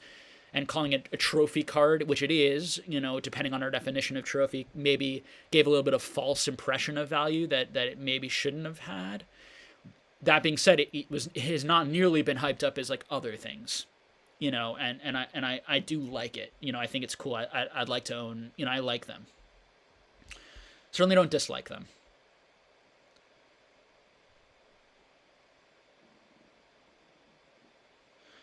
So someone says, yeah, man, still in beginning of stream, and you definitely put off more dark energy than your friend does, keeping it real. Okay, well, dark energy. Let me think about that. I think that I'm concerned for people. And I'm not saying that Rafi isn't, but Rafi is a different type of personality than me. Rafi's we're both pretty analytical and thinking. I'm definitely more of an emotional person than Rafi, and I get upset at things that he doesn't get upset with. I get upset when I see people picking on each other, when I see people, and I'm worried. I'm genuinely worried about the state of the economy right now in the United States and politics and the state of discourse in this country. Like, there's a lot of things I'm concerned about. And I do think that spills over on me and kind of can overwhelm me. And that sort of energy or that sort of dread or negativity, you can feel that from me. But I guess I would make a plea, I guess, for people, and ultimately it's like people are going to feel however they feel about me. What's important is how I feel about myself. And that's a good message for anyone listening to this, really, particularly if you're online, because there are so many people who have so many different opinions, and a lot of them are genuine people out there who feel a certain way about you and are trying to make a point, and other people are, hurt people trying to hurt other people, right? And that isn't a comment on you. I don't know. I think that I do deserve some fair criticism for being a little doom and gloomy and talking, and I could do a better job of talking about it in a way that is more digestible for certain people and keeps things more light and positive. And I'm going to work on that. So I'm going to take that as constructive criticism. I think that I've put a ton of effort and put a lot of value out there for the community on this channel. And some people may not see it that way, and some people may see that what I've said or what I've done hasn't been helpful to people or is incorrect or is misguiding. I don't view it that way. And so I think that there's a misunderstanding and there's an unfair, I think, criticism of me and other people. It's difficult and time consuming and takes a lot of work and effort and thought and care to have a YouTube channel and do this sort of work. And it's very easy to be a person in the audience who writes a negative comment that maybe hasn't seen that much of your videos and certainly doesn't know you right in person and these sorts of things. And I think I see that a lot on the internet. And it's a big reason why I just never did social media, and I always shied away from social media, and I preferred face-to-face interactions because I viewed all of those things as very toxic. So I understand that I need to own my responsibility in creating that environment here, and I think that there are things that I have done in the past few weeks that have drawn that attention to me and created some of that environment. But now all I can do is kind of acknowledge it and work to try and correct it and be as clear as I can with my views. I appreciate the feedback and I would hope that you would consider my intentions and possibly go on to think differently about me. But again, what's most important at the end of the day, and I think this is a lesson for all of us here, is that what's important is how you feel about yourself and do you feel like you've acted with integrity in these sorts of things, and when you didn't, like I feel like I haven't in some ways, you own up to that, most importantly to yourself, and you apologize to other people and try to make amends and make it right. So that's my thoughts on it.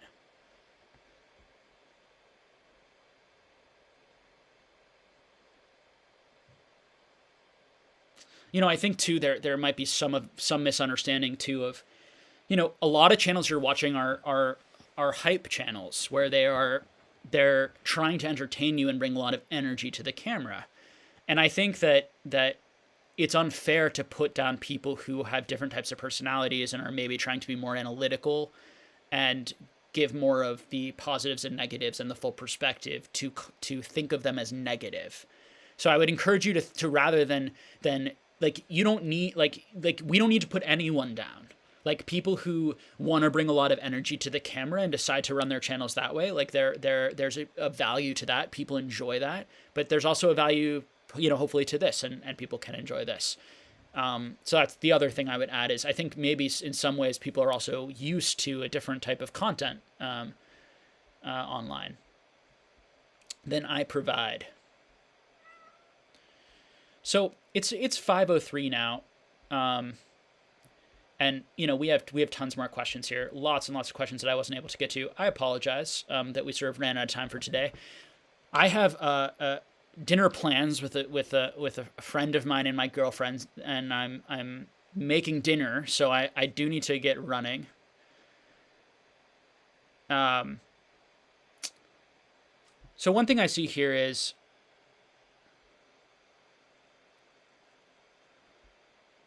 I'm just reading people's responses to what I just said. So Radazar asked, laugh out loud, whoever typed that dark energy comment really messed with Jake. He's so defensive now. No, I don't think you're reading the situation correctly. I actually feel pretty comfortable right now with myself, and I feel like I really did owe an apology. So. And I do think that I can bring a dark energy, or a heavy energy to things when I really care about them.